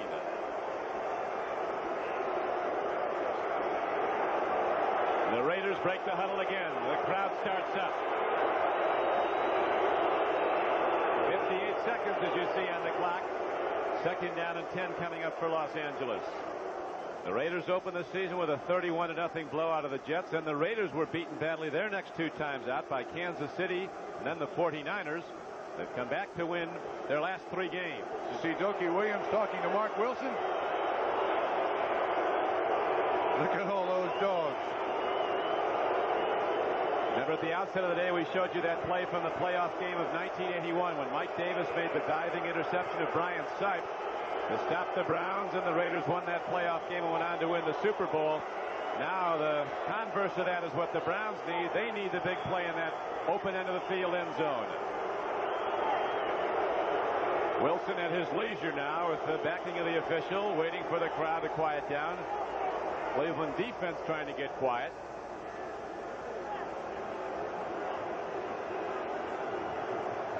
You have to wonder if they're not going back to that. They're playing Rodgers right back on the goal line. They had one-on-one coverage on Hester, and he had Hanford Dixon beaten. Well, they got bump and run again. Dixon at the top, Minifield at the bottom. Dokie Williams went over and talked to Mark Wilson.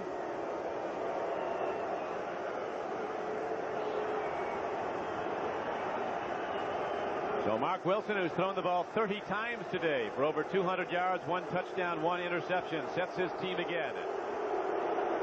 If Chris Barr had not missed that field goal earlier, the pressure would not be so heavy on the Los Angeles Raiders to get the ball in the end zone. A field goal would tie. We'd go to overtime. It is conceivable, as you note, Trump, that the officials can call a personal foul on the stands, but they don't leave the building alive if that happens. So we won't see one of those. There's a lot of talk, and this is really doing the Los Angeles Raiders a big favor.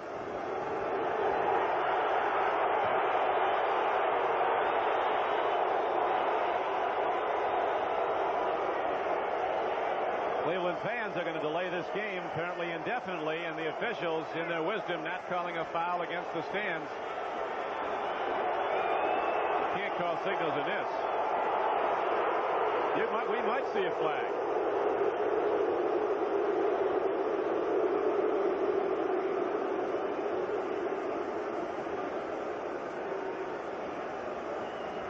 They can't throw a flag on the crowd. They can't? No, they cannot throw a flag on the crowd. It's never been done? I don't know if it's ever been done. I think it has. But in the rules today, you can't throw a flag on the crowd.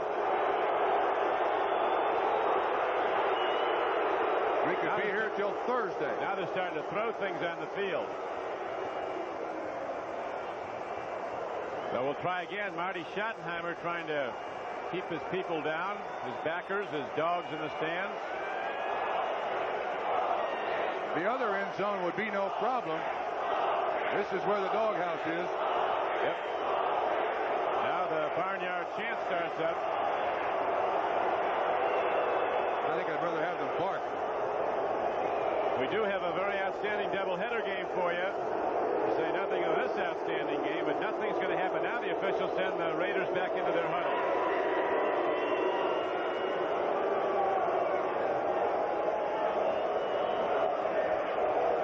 So 58 seconds still on the clock, and still second down and 10 arising for the Los Angeles Raiders at the 14-yard line of Cleveland. The Raiders trailing in the game 20-14. A dog bone. He's got his dog bone.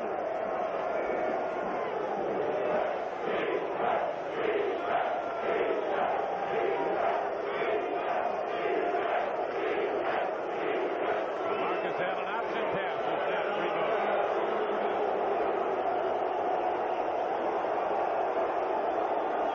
Now the noise levels come down a little bit.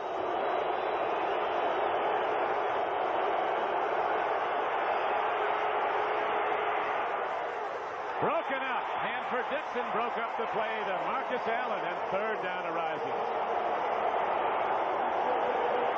52 seconds to play. This ball slightly underthrown. There's great coverage by the Cleveland Browns. Just outstanding coverage. Dixon just able to get his hand in there at the last second to knock the ball away. Maybe that Marcus Allen option pass is a good idea right now. Boy, this is really tough for the Raiders, trying to call signals as that heavy noise picks up again. Right in the face of Mark Wilson, but he's going to go on 3rd and 10. Incomplete inside the 5, a penalty marker. 1st and 5. It'll be first and goal from inside the 5-yard line for the L.A. Raiders. It looks like they got Hanford Dixon on the call. So the Raiders, who've seen flags go against them all day, finally get one their way, and it is a huge one. As with 48 seconds left to play, they'll have it 1st and goal. Actually, that's just a 5-yard penalty. Yeah, 5. They're calling holding, so it's a 5-yard penalty, but it is a first down. It's a holding call for 5 yards and a first down, and so the ball is now spotted at the 9-yard line. Tried the same play again. Hester inside Hanford Dixon. Contact there. The official throws the flag. We expected this bump and run by both these football teams all day long. So the Raiders now, with 48 seconds to play, have it 1st and goal inside the 10-yard line.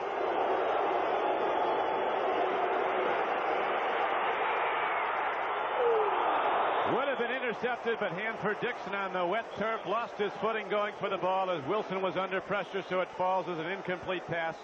And 3rd down. 2nd down comes up now for Los Angeles. Boy, you talk about a gutty call. Cleveland Browns defense came with a blitz. Al Gross. The strong safety was right in Mark Wilson's face. Al Davis has been through a lot of these, but this is as tough as any. And the same for Art Modell across the other way as he watches his team hold to a 6-point lead. 20-14. 43 seconds to play. 2nd down and goal for the Raiders. The 8-yard line of the Cleveland Browns. Looks like another blitz is coming. It is. Wilson stands. He throws. It's knocked down and again almost picked off by Hanford Dixon. Now 3rd down arises. They're trying to beat him in that slant pattern again that the ball was dropped off earlier. And now Dixon step for step with the receiver, and he's been knocking him down. That time he shouldn't have thrown the ball to Hester. Hester was covered very well by Hanford Dixon. Whoa. Eddie Johnson right there underneath. Timeout now, the Los Angeles Raiders. Mark Wilson goes to the sideline. Now you got to go to the last page of the playbook, Don. You really do. You've tried just about everything that you can to get the ball in the end zone. I look for trickery here. Take down that bag of tricks, huh? The Allen option pass is one that they have. 2 downs left, and they've got to take it in with 39 seconds to play. The Raiders are down by 6. Chris Barr, the place kicker for the Raiders, does have 1 missed extra point this year. Extra point looms very large. But the Raiders first have to get it in the end zone. It's easy to grow old as an owner on a day like this. I'm sure Mark Wilson is glad these plays are coming from the sideline now. What do you do? What do you do? I think you just flood the end zone with people and try to get it off. I'd go to Christensen. Of course, the Browns are thinking that too, probably, huh? 12th play of the drive coming up. Ball positioned at the 8-yard line. 5-yard penalty for holding against the Cleveland Browns gave the Raiders 4 new downs, but so far they've been unsuccessful on the first 2 tries at the end zone.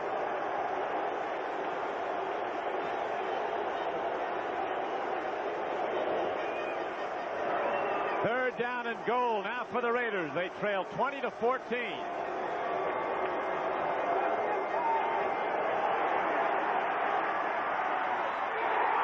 up by Hanford-Dixon.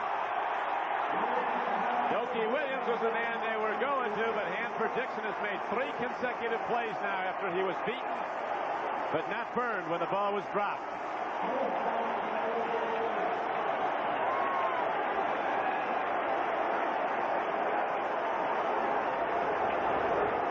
Cleveland Browns started the day having allowed the fewest touchdowns along with the Eagles in the NFL, just 7 all season long through the first 6 games.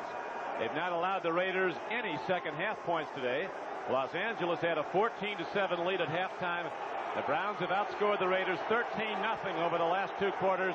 And with 34 seconds left to play, it's 4th down and goal for the Raiders.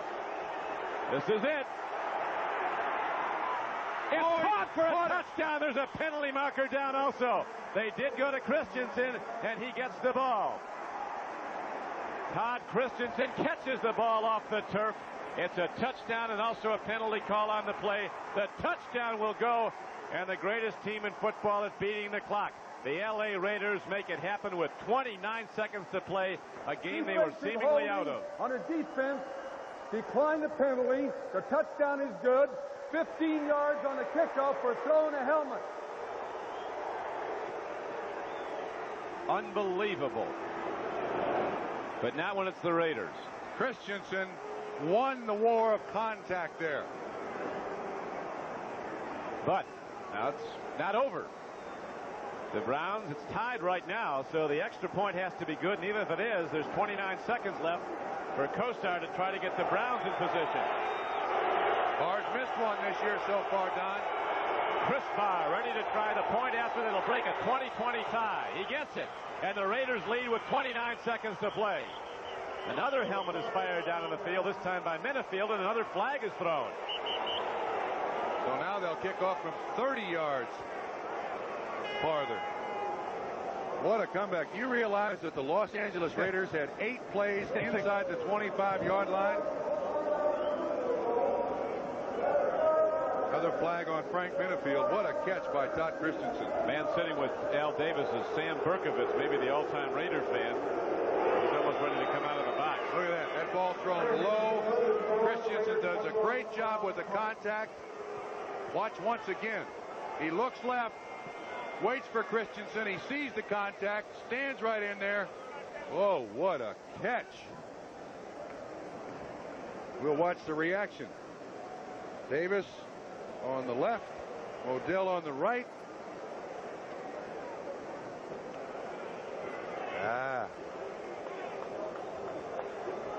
Story of the day in microcosm is Davis impassive. He's been through this so many times. So is Art Modell, but a bitter disappointment, but not done yet. 29 seconds to play in the game. Christensen does a great job of just bouncing off the man in coverage. Tight ends are supposed to win that. And after 5 straight incompletions, the touchdown pass by Mark Wilson. On the day, 14 of 35, 213 yards, 2 touchdowns, an interception, and a last-second victory. Not yet. 29 seconds to go. They'll kick it off, and the Browns will be firing, trying to get in field goal range. The extra point was all important here. This broke a 20-20 tie. Chris Barr hitting it, knew it was good right away, so it is a 21-20 game for. But now the penalty call, a personal foul call, was signaling the Raiders are going to kick off from the Browns' 45-yard line. So the Browns are going to have to start 80 yards from the Raider goal line, but they'll be looking to get in field goal position. Barr's going to nail this right out of the end zone. Or do you squib it? Just let him try to return it as opposed to giving it to him at the 20. Well, it could happen too. If I were the Cleveland Browns. Unbelievable. They expect to do this, these guys. Yeah. If I were the Cleveland Browns, I'd try a reverse, a pass, something. We only have 29 seconds left. This has got to be spectacular here, whatever they do. How many plays can you run? Pass plays in 29 seconds. Not enough to go that far, I don't believe. So you got to try to get something on this kickoff return. Chris Barr gets set, hits it, he knocks it out. So it'll carry into the cheap seats. One of the dogs makes a play on the ball, and the Browns come out. A bitter disappointment now. The Browns trailing 21-20 when seemingly they had the game won. But the Raiders, as they've done time and again over the years, strike late, beat the clock, take the lead 21-20, and now it's the Browns who must come out with just 29 seconds left and make big plays to get in field goal range if they can. Kosar certainly made a name for himself in the collegiate ranks of in 29 seconds getting the Miami Hurricanes down the field in a hurry. Raiders will rush 3. They'll defend with 8. Browns are stacking the deck on the far side. 3 wide receivers to flood over there. Kosar stands in. Throws a look. Throws on the run. He gets Ozzie Newsome. He's out to the 40. Cleveland with 1 timeout remaining.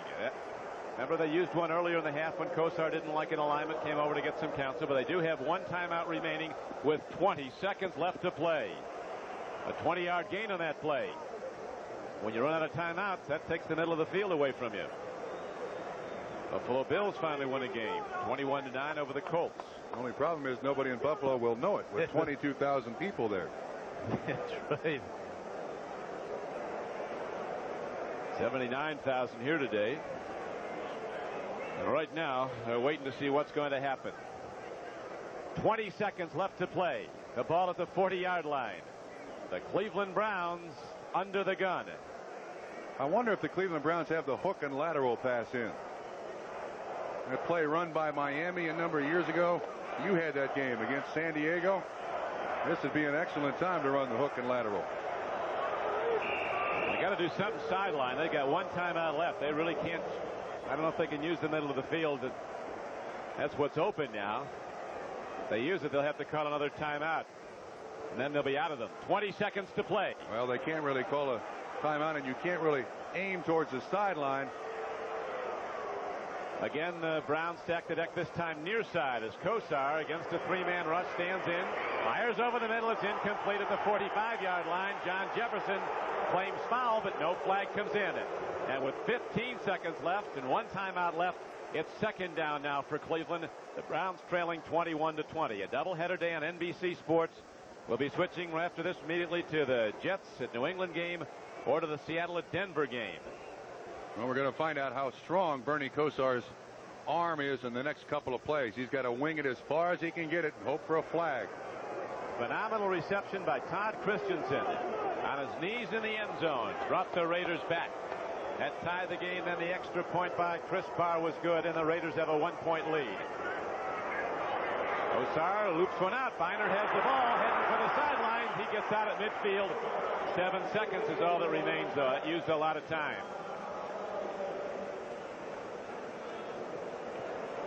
You got to give it 1 shot. Throw it up as far as you can, and of course the game can't end on a penalty on the defense, so you get 1 more chance, and that could be the field goal attempt. You got to air it out then all the way down. Bernie's drawing plays on the sideline there. Hope for a defensive foul. Yeah. He has no timeouts left. So Bernie Kosar. Wait a minute. The scoreboard says they have 1 timeout left. Yeah, they do have 1 left. They do have 1 left. Career long field goal for Matt Barr, as you see, 50 yards. It's been excellent inside the 40. He's kicking off a lot stronger than he used to, too. So he's got enough to get it there if they get a lot closer than this, though, where they're aligned right now with a 7-yard snap. Talking about a 77-yard field goal or 67-yard field goal. So Bernie Kosar comes out. 7 seconds left to play in the game, and the ball right at midfield, and the Raiders in the lead 21-20. Let's see, the Raiders now have 2, 4, 6, 7 defensive backs in, a linebacker, and 3 defensive linemen to rush. And Browns need about 30 to 35 yards on a completion or a long penalty flag. Brigham Young connection combining on that last score. Incomplete with 4 seconds to play. Tried to loop it out to Ozzie Newsome over the middle, get him down the field, and use the 1 timeout to kick a long field goal, but it didn't work. So now 3rd down arises. Ball at midfield still with just 4 seconds left. That's 1 play. 4th down rising now as they flip the down marker. So Marty Schottenheimer and the Browns with 1 last-ditch chance, and it's a long-range one. They used their last timeout. They want to go over everything they have in the book. No question about that. This has got to be the hope shot. And if they have the hook and lateral with 4 seconds left, now this ball's got to be thrown in the end zone or as close as you possibly can. And the only hope you have is a field goal. Look at that fella. He's not particularly happy with what's happened here in the last few minutes of the ball game. This place for most of the afternoon was an emotional cauldron. Upwards of 79,000 Cleveland Brown fans who'd been pointing to this game, as had the Browns, waiting for the Raiders to come to town. And then after the Browns were behind, everybody stayed with them, and they fought back to take a 20-14 lead. But low number 6 Mark Wilson on the Brigham Young connection to Todd Christensen hit him, and with less than a minute to play, and the Raiders, as they've done throughout their history, had come back to snatch another game in the closing seconds. The Browns took over the ball with 29 seconds left to play.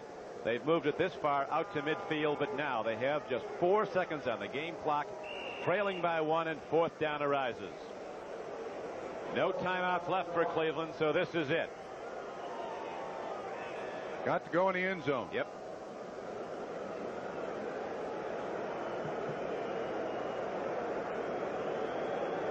All they can do is fire it as far as they can.